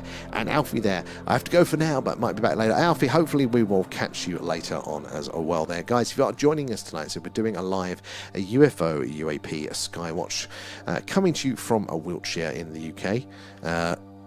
Right in the heart of crop circle country. So lots of interesting things in the night sky like this. But until it does something strange, guys, stop dead, shoot off its speed, change course or trajectory, we are not going to be able to say that is anything other than just one of the many, many satellites up there. So keep your eyes on it, even if we zoom back out. But if you're joining us, do say hello. Let us know where you're watching from tonight. I'm a few messages behind on the TikTok chat, but the YouTubers, you are quiet tonight, so plenty of opportunities to jump in there for some chat. Do say hello. Let us know where you're watching from, and if you've ever had an experience with the phenomenon, we'd love to hear about it there. And Frog, D3, so I'm so far behind, but keep up the good spot in there. And what are our thoughts on pulsars? So pulsars are very, very interesting. Basically, they are like radio lighthouses. So in a way that a lighthouse kind of spins and therefore waves that beam of light out across the sky, pulsars are they dead stars that have condensed down into a very fast spinning sphere that are now emitting very high powered radio waves, but as they spin, it's kind of like that lighthouse, so you get these sounds that and we're detecting them. I mean, when astronomers first detected it, they thought alien, and then they kind of figured out that it was probably these sort of things. But there is an argument that they could be used, they could be adapted, they could be amended as a sort of an interstellar GPS, so you know where you are by judging your distances from all of these pulsars. So I'm very much open to it there. And Gribbid, thank you for the gifts, appreciate all of that. So much movement on the screen. Even still at this time, guys, the skies are still alive there. Good question, Rachel, there.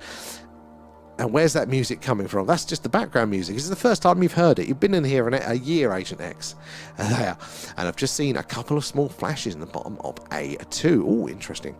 Right. If they come back, so singular flashes can be when that satellite is on its arc there. And just as it kind of peaks, see how my hand just got brighter there? from my light and then comes off. It can kind of basically be like that. It just brightens up the solar panel, gives it a flash, and as it moves. But if that flashes from the same position multiple times there, it doesn't appear to move, everything up there should be moving. Satellites are in motion, they're in orbit. The geostationary satellites aren't in this part of the sky by some way. So that can be very anomalous indeed there. In Nasha, where do you get this information from? So interesting. Nasha, you guys, it's you guys that come in and chip in and ask all of the questions there. I just literally repeat a lot of these things from you guys there. So that is why it's so important you guys ask the questions that you're curious about, or share the information that you know. Maybe it's something in the news. It can be science news, it can be space science news, it can be ET, UFO, alien news there. Maybe it's your experience there. But we love A, all the questions, and B, sharing your knowledge, your understanding of the phenomena as well. Well, another flash now. This could be an interesting one. I've got my eye on that area. I'm going to try and keep one eye on that and one eye on the chat now, see if we can zoom in. And Whitney Strieber says they are future and maybe past. There's something closer to home there. So is that the Greys, that one? I mean, it does fit in. You know, for the evidence we have, it does fit in, doesn't it, there? And we don't survive anything related to a nuclear there. So, well, this is quite interesting actually. Like we have this fear of nuclear weapons, and I think quite understandably, and just nuclear technology in general. Like we horrified ourselves at what we were capable of as a species, but it is also not fully true. There is always the version, and what the real fear is that, you know, a full-on nuclear exchange would happen there. One person launches one person launches another nuke there, and then another, and all of a sudden there, the whole world is not only splattered, but also radioactive, and it would cause, you know, throw so much dust up into the atmosphere that it would block the sun's light, therefore no heat, and would get what's called a nuclear winter. No crops would grow, and basically it would just bugger everybody there. And that is the worst case scenario that nobody wants to happen there. But actually, nuclear weapons in of themselves aren't that bad unless you're in the way of it, basically. I was very surprised when studying the Cold War that a lot of our plans in the UK here, and it's a small island for surviving it, were, look, if you weren't in direct line of it, and the wind's blowing the right direction, you're all right. I mean, it'll be pretty hard and you'll probably lose a few loved ones, but it wasn't the end of the world. And same with the nuclear technology. Often you get Fukushima or Chernobyl raised as you look at these nuclear disasters. And yes, you know, they're not good things, but we emotionally treat nuclear as like the end of the world. But yet there have been many nuclear disasters, and it's for a few square miles, it's a bit rough. There, but I think what kind of cracked that nut for me was that when you realise that there are hundreds, and I mean literally hundreds, of abandoned, currently melting down nuclear reactors strewn over Russia and the former, Soviet states there. Because what they would do, they had these mini nuclear reactors that they would power lighthouses and things like that, and they would just leave them up in the mountains. Nobody's got to go up there and change the battery. And at the end of the Cold War, people stopped looking after them, and they started to rust, and they started to go critical and melt down. And look, it's not great if you're next to the bloody thing. It's probably not great for the little stream down the road. That frog has got 12,000 eyes, but the world hasn't ended, and that isn't an excuse for us to get cavalier and to start throwing nuclear weapons around, or this, and to not be cautious. But also, we need to correctly label our threats. So personally, I call it putting it in its box. This is a practice that I have as an individual there. When something's stressing me out, I need to make sure I'm putting the dragon in its box. Because if I put it in a box that's too big, that's taking up space that it doesn't need. And if I put it in a box that's too small, it's sticks out of the box and causes a problem there. Look, sometimes you do have big dragons. I think a nuclear bomb going off anywhere is a big bloody dragon. But if you treat everything as the end of the world, there are not many things that are literally the end of the world out there. I mean, an asteroid coming in, a big old comet, that's going to be pretty bad for us there. That might be the one time that we go, panic, lads. But everything other than that, it's got to be a step down of it there. Because it isn't as in fact, most war scenarios actually about how a nuclear exchange would go, most of those the computer simulations there, having all the brain boxes, understanding and the game theory, actually every time it came up that how nuclear war would most likely start and end is one tactical nuclear weapon on a NATO ship in the Baltic Sea, or around that sort of part there. And basically the theory is that would blow the ship up, and then everybody would go, whoa, that got a bit close, right, let's talk. There, that's every simulation that went with it. So I find it really, really fascinating there with it there. And Kez out there, oh, I need a cup of tea, and said I'd make it as soon as I didn't see something moving in the sky and still waiting. I've been there before, Kez. The last few nights, I'm going to go to bed when the sky quietens down. I'll go to bed when the sky quietens down. 2 in the morning, you know. Oh, and Proudly did have them there. Something happened in India that can't be explained. It was nuclear. So there was what's the name of the village that they uncovered it, and no, the locals didn't know it was there. For some reason, they did an archaeological dig. Found this city with bodies all in situ, and apparently it had like high levels of radiation. It was implying that there was a nuclear attack had happened on this ancient city. I've heard some people debunk it, and I'm at the point that I just don't know the science enough to know who's lying or who's not with it. But you know, is it the Vamanas and all the ancient Indian texts there are just, they talk about not only flying craft in the sky but these bigger weapons.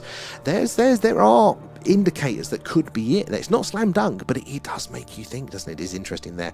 And Necrobug there as well. Thank you for the follow. Where are you joining in there? And good spotting Naomi with the flash there. And Pete said, ahoy, pirate game. Oh, God, I forgot about that. I want to do the pirate game again soon there. And Jonathan there. This is like Art Bell there. Back in the day. And great. Thank you, Jonathan. It's very, very kind. But yeah, I rely exclusively on you guys keeping me up to date there. Nature for putting on the show there. Do miss Art Bell. Nobody quite has the right tone, do they? It's like I'm constantly hungry and I'm never satisfied. I mean, there's lots of great people. We are sport for choice for intelligent, deep researchers on the subject. The information that we get out now, I mean, what a time to be alive. But there's something cozy about Art Bell that just, that itch doesn't get scratched for me now. There. Not interested, just a typical human response there. Well, I mean, yeah, typical human in a lot of ways there. You know, we are creatures of habit. We are more animal than we realise there. And Frogskull, thank you for the follow. Where are you joining in from tonight to there? And Ben there. I hope I haven't missed anything. I zoned out for a bit. Ben. I know, Alan, I know. I don't think we've had lots of movement, but I don't think we've had the anomalous movement yet. We had a couple of colours. Maybe you see that? A couple of oranges there, some nice flashing ones there. And what goes up will come down someday. Harco, exactly. There are very few orbits up there that won't eventually re-centralize into wherever their body is that they are orbiting. Some of them are very, very long. I think there is certain orbits that somebody was saying, look, if the Romans had put a satellite up there, it would still be up there in certain orbits. But there are others that, you know, you have to maintain them every bloody day or they're going to come back in. A really amazing one that I liked was this. There was a Venera probe, which was a Russian series of satellite probes that they all went to Venus there, or if they made it. And yeah, the Venera missions there, and they were built like tanks because of, as we said, the pressure on the surface there. They were not like your normal probe. Zoom mode activated. They were designed to survive the Venusian atmosphere there. But this particular one did its first stage launch, and then something went wrong with the second stage, and it didn't end up going in orbit to Venus and never made it there. But last year, there was this strange object in orbit, and all the scientists were trying to figure out what this thing was, and they figured out it was this lost Venus probe there, built like a tank, and it re-entered Earth last year. Now, I think it's quite beautiful because there was a very big chance, definitely don't know for sure, but there was a big chance that probe would eventually think, when it entered Earth's atmosphere, that it had eventually made it to Venus. Because it wasn't the probe itself that fault, it's to do with the rocket stage. That probe, possibly, battery's dead, but solar panels and all that, was probably just sitting there, waiting, you know, and then, you know, all of a sudden it goes, oh, right, we've entered an atmosphere, right, go through the process, lads, deploy the chutes, and things like that. It would think it was entering Venus, but no, it's coming back down to Earth there. Now, if it still did and it still worked, which again is quite unlikely, but if it did, those parachutes were designed for the thicker atmosphere of Venus there, so it just would have still come down like a brick. But again, it was built like a tank, so they were a bit worried that it might come down on an inhabited area. Now, it did re-enter. I think it's very romantic to think of that, but they don't know where, and that just goes to prove the point that even in this day and age, we do not have, by far, a good understanding, a good, there's something entering or exiting our atmosphere. Those ETs can come and go almost as they please still there. And we find there, why was there no steam and a bubbling seawater around Artemis when it landed? Good question. Who asked that one yesterday? Jonathan, thank you for the gifts. Appreciate those. I'll go back into the stream. But why was there not? Now, is that to do with the way that those heat tiles dissipate the heat? Because I don't know this at all scientifically, but I could totally believe that, they're designed to dissipate heat, because otherwise the whole thing will burn up on re-entry. That is their job, isn't it? There. So maybe that the way that they do that, and then combined with the slow land, that's enough time for it to acclimatise and to adjust there. But I don't know that. But that would be my guess there. But we need a scientist to answer that one. It's a good question. There are very interesting questions to ask around all of these things. And Jonathan, it does make me wonder about the prison planet theory. Yes, I mean, the prison planet, a zoo planet. I'm a few steps away, I think, from the prison planet, because I need to know why we are imprisoned. What did we do? What's the danger there? Because I do hear a lot of things around, humanity being violent and dangerous. And I feel like that's a lot. It's our cultural attitude of humanity. It's a very human thing to think of humanity like that. I don't necessarily think aliens in the vastness of time and all of that variation they may have seen would assume that we are disproportionately violent than anything else. If you've seen chimps, if you've seen the rest of nature, I mean, bloody hell, wasps, paralyze like grubs and larvae, inject their eggs into them, and then their eggs, whilst this thing is still alive, will feed on it and incubate the thing, all whilst paralyzed but still alive. I mean, if we're talking about cruel, insects are pretty damn cruel. We're just bigger and more capable, so I don't think aliens would necessarily think that we're particularly, but maybe we are. I don't know there. And how you doing, Pluto? Good to see you. I'm so many messages behind on the TikTok, guys. I am 55 messages behind. Just give me a second there. So it is fast there. And Grimbage there, good evening. How long are you going to be on tonight? That is a good question there. I'm going to sometime midnight at the latest, but we'll see how we go there. And Pink Floyd, good question there. So either half past or on the hour. We'll have to see how we're going there. And gone, I missed much. We've had some good flashing, and we've had some very interesting colours tonight there. Really fast, that one. Is that Stellar Dat? Good labelling there, Harco. I'm going to quickly pop back over to here there. And a slight smile there, Algus. And where are we? Raven there. What happened to the Black Knight object that was in Earth's orbit? That is a very, very good question there. And the idea that the Black Knight is a proposed, potentially alien or elder civilization, a pre-humanity civilization, maybe got technologically advanced and then wiped out, but they may have put a satellite up there, or distant aliens monitoring our planet. And there's a few images that report to be a potential Black Knight. Now, there are lots of things that are up in Earth's orbit that we monitor and we track, and we don't know what they are, and we don't know where they come from. So I think it is highly possible. There's even some very radio signal anomalies that point to something like that potentially being happened. Now, there's no confirmation, but I've said this a couple of times recently. I think that's why they developed the space shuttle, to go and have a closer look at objects like that one. So many movements then. A1 going to the opposite way. Good spot in there. It is so alive tonight. I can't zoom in on all the good ones, but the anomalous ones I'll zoom in on there. But keep up the good spot. And what we need to see is we need to see it do something strange. So if it's just steady speed, straight, keep your eye on it. Keep it following it whilst it's going across the screen there, because we need to see it change its course, its trajectory, its speed. A little zigzag, an interstellar handbrake turn, something like that could say to us that it's definitely not one of the many satellites that are up there. So that's what we need to see. And if you do watch, most of them won't do anything, but every now and again one does, and that is the Eureka. That is what we're after, so keep having a look out there. Where are you joining us from tonight, Alagos? And where are we in the chat? So let's have a look. Scrolling, find out where we are there. And Jonathan, watching from London there, but I love Wiltshire. Interesting place in our country, very old knowledge. So yeah, it is. Again, I'm new to Wiltshire. I'm only a year in. I'm from Essex, so not too far from you there in London, the big smoke.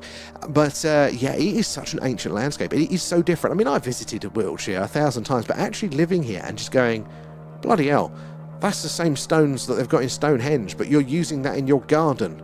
Like, you know, where did that come from? You know, it's just crazy. There's so much history here. It is under every toe, and I think it just kind of feeds in to the general atmosphere of the strange going on there. Gone to London as well there. Keep getting booted, Agent X there. You've offended the algorithm tonight there. Flash in C1 now. Keep it up. I haven't spotted it myself yet. And Cribbage there. Is there anything that actually flashes in space that we would be able to see? So, very, very good question. A supernova, if it was close enough, and they think that old Betelgeuse, a star, is quite far from us, but it is close enough that if it does go supernova, we expect to see it. There's things like that, but it's not like an immediate flash. They go big and bright for quite a while. Like a quick flash like that, there really isn't.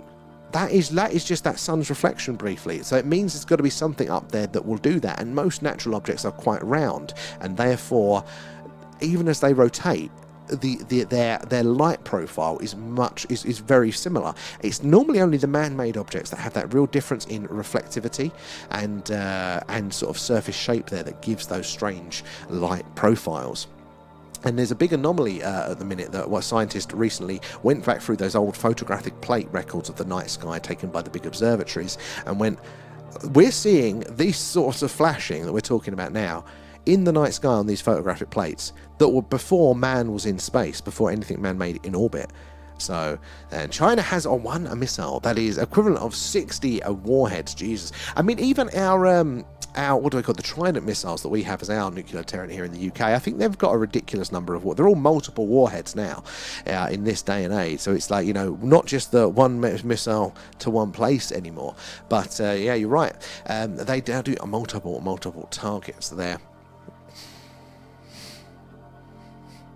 And gone. I live inside the M25 there, so I don't think I'll be alright.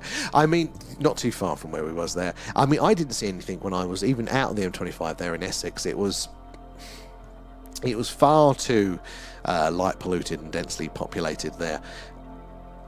It's a bit rough. There. We are more at risk of getting probed by aliens. Well, you're 100% at risk of that there, Agent X, unless you complete passport there. And Jonathan, if they ever did drop the bomb on my house, please, don't want to live in a bunker. I mean, you look at the maps in this UK, if it did ever go all out, and it wasn't just the one, we are a small island, realistically, and there's a target pretty close to everywhere, whether it's a nuclear power station, a dock, a big industrial area. Yeah, you are buggered to say, like with the M25. It's probably not worth it. But back in the day, when we weren't as connected and interdependent on these things, you know, we could have actually survived reasonably well. It's difficult nowadays because, you know, you get a ship that blocks the Suez Canal, or somebody blocks the Strait of Hormuz, and then it all goes out the window a bit, doesn't it? There, everything starts to fall off. Nobody is as independent anymore there. And the dragon analogy is great as well. Oh, thank you, Pluto. There, that's one that I treat you for my own old mental health with that one.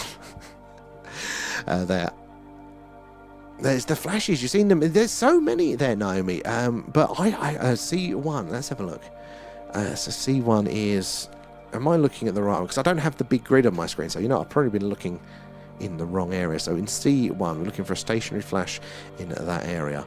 Right, cursor's in it. I'm going to try and monitor a bit better there. Keep up that good spotting, though.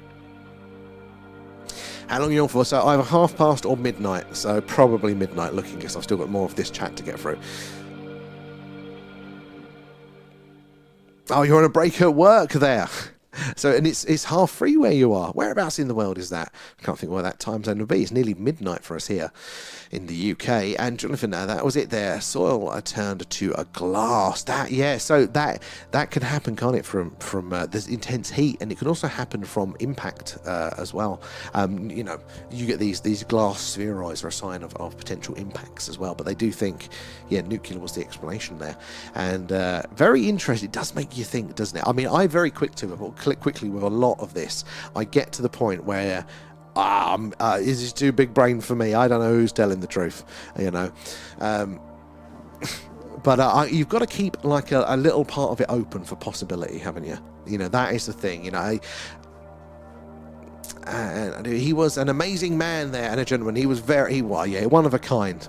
He kept retiring and then coming back, did Art Bell. No wonder, and thank God he did.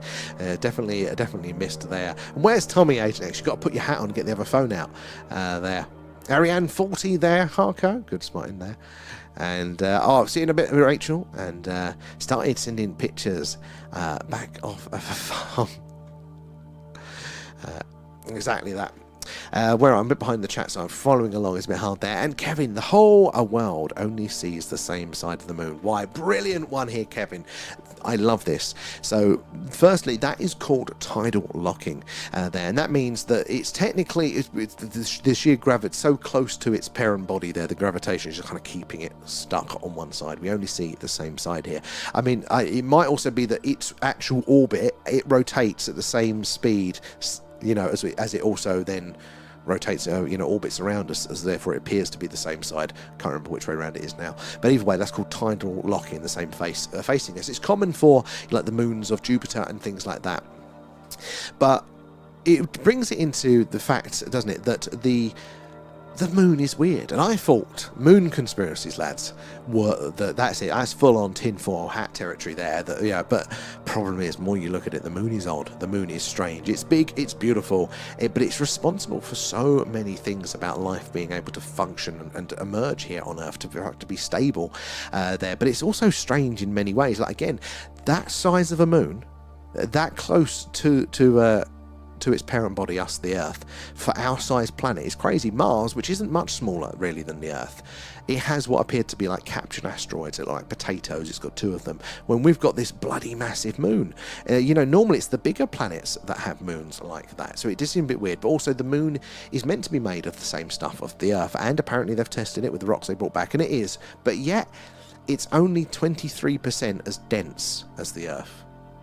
It rings like a bell. It's a very strange. There's lots of strange anomalies, and again, strange doesn't mean that it is 100% there, but there are little clues, like it is exactly 400th the size of the sun, but at 400th the distance. So therefore, it gives us this very near perfect solar, like full-on lunar eclipse. There, it blocks. Sorry, solar eclipse. It blocks the sun out. Like I thought that was commonplace. It must happen everywhere in the solar system, in the galaxy, but no, that's actually quite rare. It's insane to think some of this is just a little bit too perfect there. And also, the alleged photos of Earth from Artemis didn't show a single satellite there. Well, I think from that way round, it's probably a scale issue, just because relatively speaking, these satellites are absolutely tiny. So we're really close to them here, but when they were like that far away, absolutely. I mean, even. You'd only probably, and the only reason we can even see the satellites now going past is it's not that dot is respective of how big it is. That is because it's reflecting a lot of light, and we're just seeing the light reflection rather than the actual physical object. It's like a proxy of it. So I can kind of understand it from that distance there. And Dada Johnson there, I am blessing the first 7 people. Well, thank you for the blessings there. And And was the UFO stuff that made you pick where you live now? Ben, it was a happy coincidence. Because I've been as interested as I am now. I didn't express it with all the green, but I've been as interested as I am now in the UFO stuff always.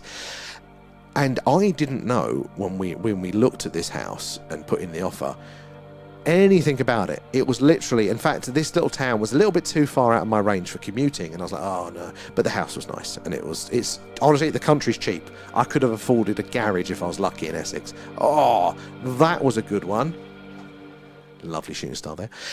But so yeah, the house kind of sold it to us there, and then I felt, right, okay, let's Google this little town. What's the crime like? What's going on there? You Google it and you go, what's this? The Warminster thing? What the hell is that?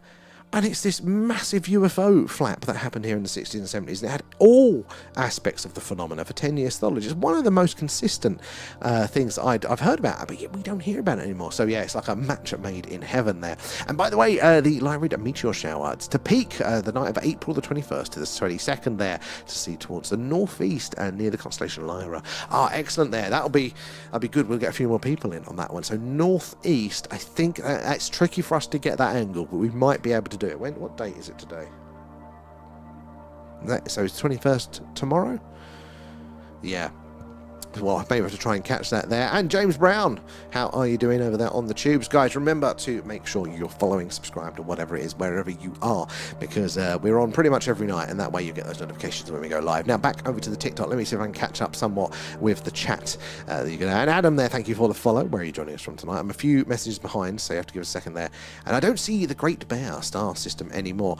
So, good one there, Kevin. And LT and Nua as well. There, I'll come to you in a second there, but thank you guys for the follow. Do say hello there. But yeah, so the Great Bear.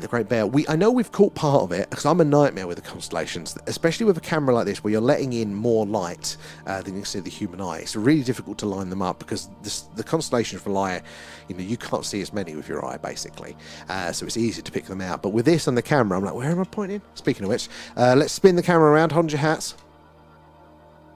Come on, camera. Spin. Come on, it's not having it. Right, we're stuck facing there tonight. It's not working. So it's a good question there. But I remember it coming up when I was in the early days trying to line up the stream. So it probably is directly overhead or somewhere around there right now for where I am. And Jonathan, if your mind is open there, you do see things that you can't work out there. But it's there. No joke. Jonathan, the actual human brain, the way we process information, store information, try to understand things, we filter things through what we know. And therefore, we can literally not see things in front of our eyes. Like, we can literally not perceive certain things. Definitely not accurately as well. But there is so many things, the way that we filter these things through. And it doesn't mean that we're correct as well. And this is the thing, is that if your filters, if your map for reality is so different from your experience of reality, that is literally what causes trauma. And you will be then plagued by your brain to figure out why you got it so wrong. If my map says there's no bears here, and I encountered a bear here, I need to figure out why my map was wrong so I know if I can trust it elsewhere. And that becomes a priority, and that's a big issue. But that is what the definition of it is there, because we don't just see what is out there. We think the world is objective, we all see the same sort of thing, blah blah blah, but how we process that information is insane, how the mind works there. And there's a lot of little holes in it, but it's very, very interesting there. And have you heard of the Longdendow lights in Dow? Oh, I don't think I have. Have we got some strange lights over here as well? That's pretty cool. I haven't heard of that one there, Paul. And thank you for that one. And the M25 with the lucky ones. Well, it's a beautiful sight. And Deck there, do you know what the red light going across the sky with a slow flashing light was very high up? So it depends how high up, but normally ones like that are aircraft, basically, if it's that sort of steady a red light. But it's harder to tell for sure without seeing it. There, got some movement on the screen, guys, but it's not doing anything anomalous yet. Keep your eyes on it, following it across there. And I love the live there, like many people. We're not wrong there. Keep on until sleep time there. Up at 5. Oh my God, Jonathan, that is brave. I don't think I could do that these days. But thank you for that. I really appreciate it, and I really appreciate all of you guys participating, talking away, asking questions, sharing information there. Hopefully, we'll see you all later on in a week there. And amazing, Naomi. Totally. Shooting Stars. Have you not got that? No, I've already sent you your passport. That's what the winky face is for. I forget there. Mr. Tom there, do you think when the files are released we will be disappointed? Initially, yes. I think so. Because I don't think they're going to be giving anything away, openly. I think even if old Trump did want to do it for whatever reason, I think the people involved in that process would stim it at every given chance. They would throttle it and slow it down there. And I think it'd be like the current Epstein files that we're seeing now. The first draft of those, there wasn't much, was there? And then eventually they got more, and you know that that's only the tip of the bloody iceberg. But they did release more, so it's an ongoing process, I think, there. But I also think that disclosure probably, and I used to think that disclosure was the President of the United States there on the White House lawn with a UFO and glurp glop the alien next to him. But you know what? I don't think that's what disclosure is anymore. I think disclosure is what we're doing right now. I think it is us as a species there getting ever more connected through technology like this, doing things like this, experiencing and seeing strange things and sharing our experiences together. Because the more that this happens, the more people will just know people that have had an experience, will know to identify an experience. Because this is the thing, some people have experiences, don't know what they are, but also aliens isn't an option for them. They're not aware of it. It's just science fiction to them. So they go, well, that was strange, but probably the weather. probably a satellite, probably a balloon. And they don't think of it anymore. I can't tell you the amount of times that people have come in here, and I mean, a lot of the time, some very, very skeptical people come straight in going, it's all satellites, UFOs don't exist. And if you're kind, and you go, well, let's unpack that. What do you mean by that? Eventually they come out and go, well, I did see this one thing once. And you go, oh, well, that does sound interesting. And again, we can't say for sure. I'm a guy sitting in a green room with a camera with a very long HDMI lead. I've not got the best tools in the world or access to any information that you don't. But what we do have is our collective computation power, our collective experiences, where those new ideas coming in there, all these little computers of our brains together can process that information, understand it a little bit differently, and maybe piece that puzzle together there. And Adam, there, you see so many satellites. I can imagine most of them are dead. It's surprising how many are up there, and some of them you get zombie satellites as well, which is like the ones that they've thought are dead, and then some weird amateur will go, wait a minute, no, I'm still detecting a signal from that, and they can actually commandeer them and take over them or restart them. There's been a couple. There was a NASA one recently that somebody found it and got logged into it basically and recovered it for NASA, and they're using it again. And there was one that was like an experimental, I think something to do with the GPS system back in the 60s or something, and it's long gone, it's offline, it was going crazy. They found it, it's still transmitting data, they tuned into it, and it's still doing the experiments it was set up to do, which I think is pretty cool. But yeah, lots of them are going to be dead, but especially the newer ones, the modern ones, they're all designed to re-enter Earth pretty quickly after they die, because if there's any issues, if there's any loss of contact, that becomes dangerous now, can cause issues. So they're all designed to basically deorbit and, if possible, re-enter and burn up now. So it's getting less and less. So a lot of them are active now. But that flashing is going to be a key that whatever it is most probably on its way out there. It was Adam and Newsreels. That was it there. Thank you guys for the follow. Where are you joining us from tonight there? And is there a meteor shower tonight? We've seen a couple tonight, actually. And it's going to be tomorrow and the night after. I think I'm going to be the most active for it. So Tuesday and Wednesday, I believe. So guys, make sure that you are, and thank you for the following. Make sure, you're following us there. Hopefully you get a notification when we go live around 9:30 p.m. UK time, because we're based in Wiltshire in the heart of crop circle country. So not only are we going to see some UFOs and some moving objects like this, but we're also going to see some awesome shooting stars. We had a few cool ones tonight there. And Deck there, do you know what the red light going across the sky was? So that one is possibly a plane with that one. If it's slow flashing red lights, possibly a plane. That aligns with their aircraft lights there. How you doing, Kendo? Good to see you there. And Dazza there, skies are black as out tonight there, and clear skies, and it looks bright. It is lovely and clear tonight. We've had a very good run. Let me double check. We're saying that the weather's clear tomorrow, Tuesday. Oh yes, it is still looking clear tomorrow. And Wednesday is looking a bit questionable now, but you never know. It's actually held out a bit more. Thursday's clear. Friday's clear. Saturday, maybe not. Interesting run of weather here, so make sure you're following, subscribed, or whatever it might be there, so you can join us on our quest for the strange and anomalous. But do say hello into the chat. Hopefully I'll be caught up in the chat soon there. We can stay there, but ask any questions. There are no silly questions here. We'll love to hear from you all. And the drip feed the little bits, I mean, they could do. Could be that disinformation or dissemination of information there, because if reality is very different, literally what we was just saying there, if our understanding, our map of reality is different to what actual reality is, if aliens appeared in the sky, most people go, I didn't know aliens exist. That difference is quite large, and therefore, boom, cultural trauma. It can be an issue there. So to soften us up a little bit, oh, that's a flashing one. Am I going to catch that in time? Culture, they want to... Zoom mode activated. Can we catch it? Can we catch it? Oh, just a little bit there, but it's not very bright. It was always flaring up there. Just caught it there. But that's possibly why that they're doing it through films and TV there, because they're telling us, and immediately then, even if we got aliens aren't real, everybody at least knows what an alien is. Or extraterrestrial, it's life from another body. We know it can be strange. Film and TV have answered those questions for us. So rather than just being a gaping hole of stress, we can now go, is it closer to Alien from Aliens?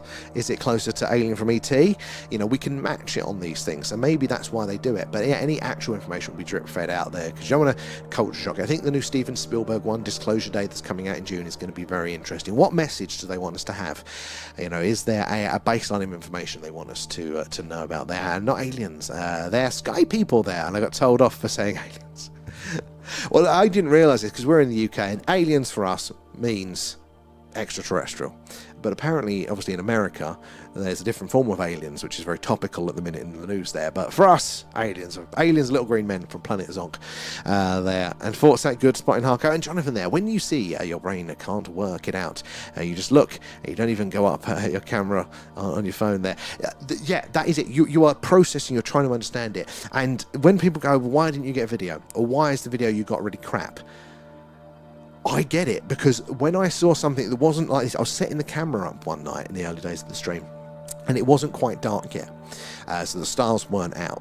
But I was putting the camera up, getting it all plugged in the garden, and I kind of just looked up and I went, oh, look, big bright light flying over. I went, oh, it's the International Space Station. That's caught me out a few times. That's big and bright and fast. And it was just like that. And, oh, hello, darling. That's not what he did. He called me. No, that's a different kind, different time. Okay. You got the wrong stage. That's not time.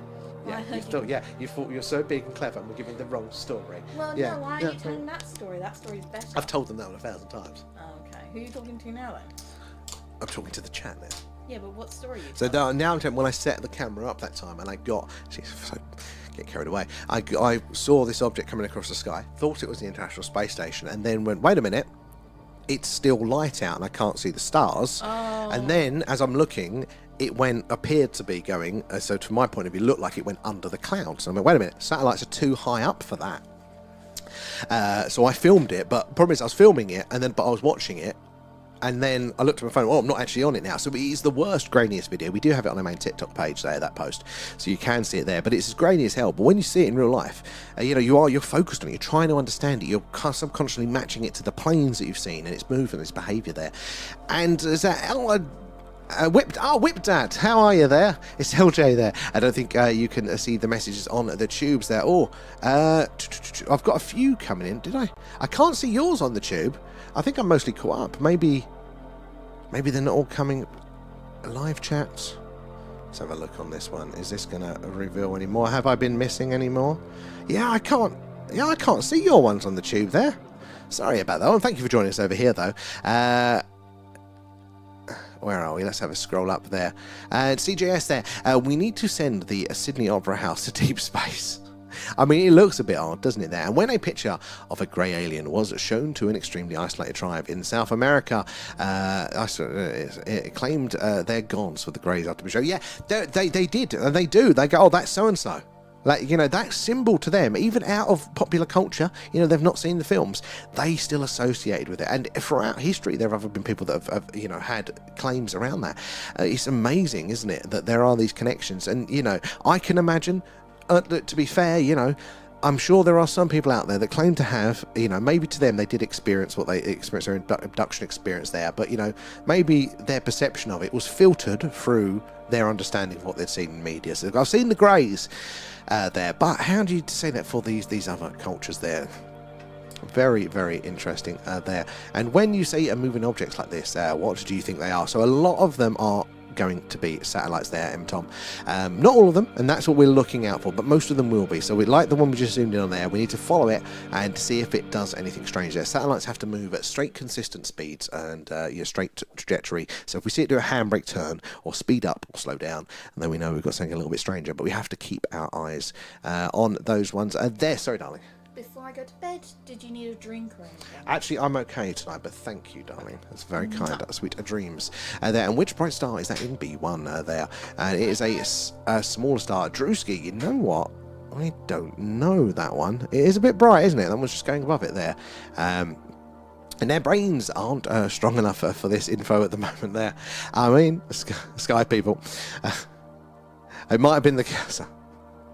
And it was Tom there. The brightest dot C2 has moved from the line in the middle. And what is it there? So that one is probably a star. And what's happening is the camera is in a fixed position now. But with the Earth's rotation, the sky is actually moving. Now, it's moving so slowly that you actually have to either, as you've just done there, you're matching it up, going, it was here, now it's here. Or if you sped up the recording of this stream, like if you watch this again later or go back to one of our other ones, you drag the little dial across there, you'll see the sky slowly moving, because obviously those objects are so far away, even though the Earth is spinning quite fast, they're moving relatively slowly compared to us there. And it's like if you're sitting on a train or in a car there, the lampposts going past, very quick.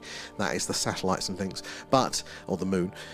But those trees on the hills in the distance are moving very slowly because of that relative effect there. It's a good observation there. And yeah, you might try to say it, and then by the time you get the cameras on it, it's gone. And there's a weird connection with the phenomenon that people are saying that, you know, as soon as they get that camera out, it might be sitting there, and they go and shorts off there, like it doesn't want to be photographed there. And whip down there, it's pretty hard there. You're excited, rushing to get the camera out. Yeah. Totally there, and then I was absorbed in it there, and they cloak themselves. And there's all these other things afoot, and also part of their propulsion itself might be one of the reasons why we can't actually take the images of them. You know, like if they are using the predicted warp drive there that doesn't break physics, then what they're doing is they are bending time and space around them. That will stretch the light as well, so that would literally blur the craft. Also, mist, as their atmosphere, you know, the atmosphere of the warp bubble interacts with ours, can create sort of a misting effect there. Plasma as well, ionized plasma. So there's lots of reasons why these images can be blurry and hard to see the specifics of. In my first few sightings, I were way too excited to get the phone out, and now I'm more prepared. I think, see, like anything there, you've got to get used to it, haven't you? Because your emotions creep in there as well, yeah. 15 or so messages on the tubes. What? Sorry, tubers, guys. I literally, where are we in the... Oh my god, oh, actually, no, I can see a couple now. Where are we? Let's quickly pop back over to the tubes then, because there are a few there now. So sorry, tubers, if you've been waiting patiently for it there. And Phoenix here in Arizona. Was you in the other day? There, brilliant, lots of history of the UFO phenomena there. And by the way, oh no, I've done the live one there. But James Brown is in there, and where's the UFOs there? I don't see the aliens there. Aqua. So that's the thing. At the minute, there is not much at the second. There's going to be a lot of satellites, there's going to be a lot of movement there, so you've got to pay attention, you've got to follow it across the screen, and we're looking for that anomalous behaviour there that we mentioned earlier. We need to see it do something strange. And we did see some anomalies earlier on in the stream, but it's gone a bit quiet now. Although there's one moving just off the screen up there, but that is straight as far as I can see it there. And Paul there, have you heard of the oh, see, I did catch that one, but why are the others... It's like either I'm missing it or they're appearing above afterwards there. It could be Rudolph, actually, yeah. That could be what it could have been flying around there. And did they change the name from UFO to UAP to normalise it, to give it more of a scientific name? But yeah, but it was to get rid of a lot of the stigma. It was, you know, UAP is very pop culture, little green men sort of thing there. Technically UAP, which is unidentified anomalous phenomena, because it was obviously UFO, unidentified aerial phenomena, so something strange in the sky, and then it was unidentified flying objects, sorry, and then it was unidentified unidentified aerial phenomena, so something strange in the sky, is a bit more accurate there, be a bit vaguer, but also more correct. And there's unidentified anomalous phenomena now, which is because it also is in the sea, it's transmedium there, so it's kind of to bring it more legitimacy there, but also to be more technically correct. I'm old school, I like a UFO. Everybody knows what you mean when you say a UFO there. Let's have a look over on the things there. Yes, and it'd be easier if we all communicate by the same stuff. It would be. I mean, YouTube's was initially just as a backup, but it has suddenly switched over to being, at the minute, it's roughly equal busyness there, but the last couple of days it's been far busier there. Further, you do see, TikTok is a little bit more finicky. It will give us bans every now and again, but at least you're over here now there. And could most satellites there, Adam, be a hoax? And a lot of what we see are UAPs there. So I mean, it is possible. I think you definitely, I think, correct in the sense that what we're seeing tonight, I'm going to put in the hard rule that we need to see it do that strange anomalous behaviour there for us to say it's definitely not a satellite.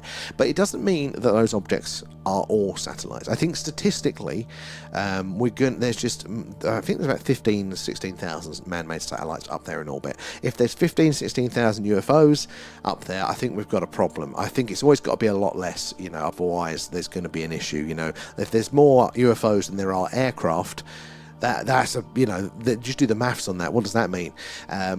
So I think there's going to always be less up there. So statistically, majority are. But even if they don't do that behavior, are they definitely a satellite? No, not definitely there. I mean, anything up there is going to reflect that sun's light back to us the same as those satellites are, you know, be it a satellite, be it a UFO. So you're going to reflect that light back to us. And the most efficient path between 2 points there, between A and B, is going to be a straight line. So it's going to look like a straight line moving at a steady speed most of the times. It's quite a high bar that we're setting. We need ET to realise he's left his keys behind and do a handbrake turn on the screen there. But it's the only way from down here that we can be sure. We can sort of track a lot of the satellites, and Harker is doing a fantastic job in the chat there of identifying some of those ones that are coming over our screen as they're coming in. But it is really, really difficult to do, and not all of them are listed, so it's not a hard rule. But if we see something, you know, stop dead and shoot off at speed there, you know, do an interstellar handbrake turn, satellites just can't do that. It breaks the physics for the satellite. So immediately we don't have technology that we're aware of that we can do that, so immediately it goes to the UFO category there, and that's why we're looking for that sort of behavior mostly there. But it's a brilliant question there, Adam, there. And B2 slow there is what they're told the satellites are. Yeah, and it's always satellites, drones, or swamp gas. And I'm less skeptical of that now, because I've been caught out a few times, like and I go, you know what, I can see how people mistake these sorts of things. But this is the thing, just because most of the sightings will probably or statistically be explainable, that's just how the world works, but it doesn't mean that we shouldn't keep looking. Because if you don't know, we had somebody in here yesterday, and they were coming in with the typical, they're satellites. They go, yes, we know most of them are going to be satellites, we're not actually idiots, you know. But what we're doing is we are still giving our time to look for those odd cases that aren't. We're still filtering it out. We're panning for gold. It's the same thing, you know. That's like going, oh yes, they're all satellites. That's the same as going to the gold miner, going, that's mostly soil and sediment. Yeah, but there's gold in there. You just got to put in the work, and you've got to look. And you know, maybe one day you won't get it, but you know, if you keep working, we think it's worth it. There you go. Here's a plane. Zoom mode activated. So this is a good example of what planes look like to us as they're coming in on screen. So they're quite distinct when you get a plane. Just think that if I zoom out then for scale, they're quite distinct. So it's a good example to see that. But this is the thing that we're doing. You know, you say, well, you know, we know there's a lot of satellites up there, and that's what we're looking to do. Yeah, but they're mostly satellites there. There's so many satellites. Yeah, we know it's going to be a hard job, but some people still choose to do that. High risk or high reward. And you know what's funny is it doesn't have to be this out of the you know, this adjacent, this sort of subject matter to do it, because you've got sort of your typical businessman with your quarterly reports and all of that sort of your shareholder value meetings versus the entrepreneur. And the entrepreneur going, you know what, I reckon we should go and build this thing. You know, I'm going to put a lot of money into this, and I'm going to take a high risk bet. All of the business people go, hell no, that ain't me. They're both in business, but one is the incremental stable searching, and one is the high risk, high reward type. Archaeologists and treasure hunters, it's the same paradigm there. And it's the same with us, you know, versus sort of some of the mainstream scientists there. There are scientists out there that are looking for techno-signatures or biosignatures on those distant worlds. And it's us here doing this, going, yeah, look, you know, it's high risk, high reward, isn't it? It doesnn't mean you shouldn't look. So that's a brilliant point there, whipped out, LJ. And Jonathan, see the craft, they won't abduct me. I would drive to drink with my questions. Jonathan, like, if I could get over my terror in that situation, 100% then, it'd drop you straight back off. When I feel multiple sphere orbs, UAP, I could see some with the naked eye, although not on my phone screen. So that's interesting. There's something obviously about your phone not perceiving that. I wonder if that's going to be a light frequency thing. We do know that a lot of these objects operate in the infrared, so we can't perceive that with the human eye either, so we have to normally rely on electronic devices for that. But maybe what's the difference between the human eye where you could see it and the phone where you couldn't now? Maybe it's refresh rate, frame rate. And if you're waiting to film them, you will have a long wait there, more chance of getting a council house on the moon. I think that is the thing, and that's part of what we're doing now, is trying to figure out what lenses to use. And it seems obvious now, but we don't know what part of the sky they're going to be in. So when I was getting lenses, I was focusing on letting in enough light to see the majority of observables that we can. But then I've had to go, right, we need it to be as zoomed out, not zoomed in as possible. We need to see as much of the sky as possible, because we don't know if it's going to be over there, if it's going to be over here, it's going to be there. It's going to be a difficult one there. And tell your friends this is a great little community. It is, and that is what I love about it there, LJ. It's our little community of people that we meet up with every night. We have a chat, we hang around, and we're doing the work. We're putting in, aren't we? And we're hoping to get those pieces of evidence, and we get anomalous things a lot of the time there. But remember as well, guys, you can join us over on the Discord as well.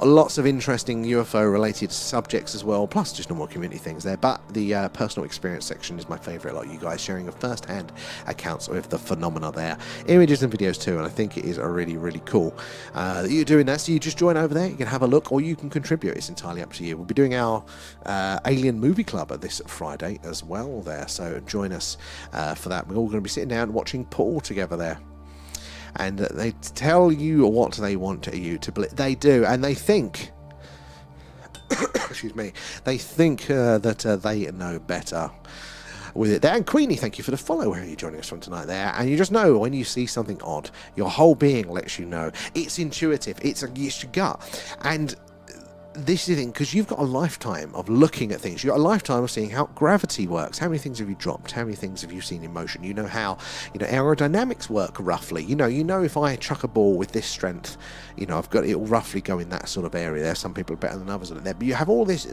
understanding of physics that's very subconscious for most people. And then you see something there, and you might not be able to verbalize it. You're not going to go, that's 2 degrees this, or it's doing too fast for that, but you can tell in your gut there's something off.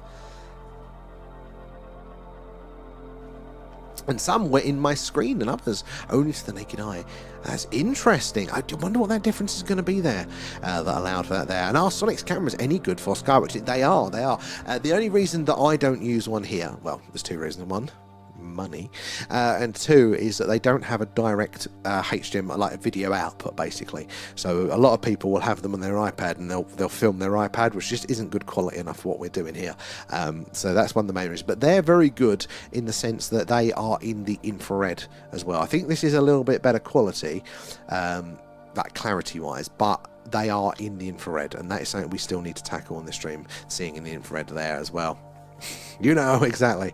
And it's fantastic community there to share your stories, and that's how we get closer to that is exactly how we get closer to the truth there. We all share accounts, and personally that has been the biggest thing for me. I did not realize how common these anomalous experiences are of all types here, but I just didn't know. I thought it was still in the much more minority. But when we're having our community of sometimes in hundreds of people a night, and all different people sharing their experiences, you go, I did not know it was this prolific there, but it's just there's a thumb on the scales when it comes to the media that does not get circulated up within the community. We self-filter. We're filtered out through those processes there. I think once that stigma really does go, and it is starting to go, but once it really does go, then we will, I think, be free to realise that actually quite a lot of people we know have had experiences, if not directly ourselves. I think it's been much more common, and that is a vital information there. I've just noticed the time. How you doing, M to the C?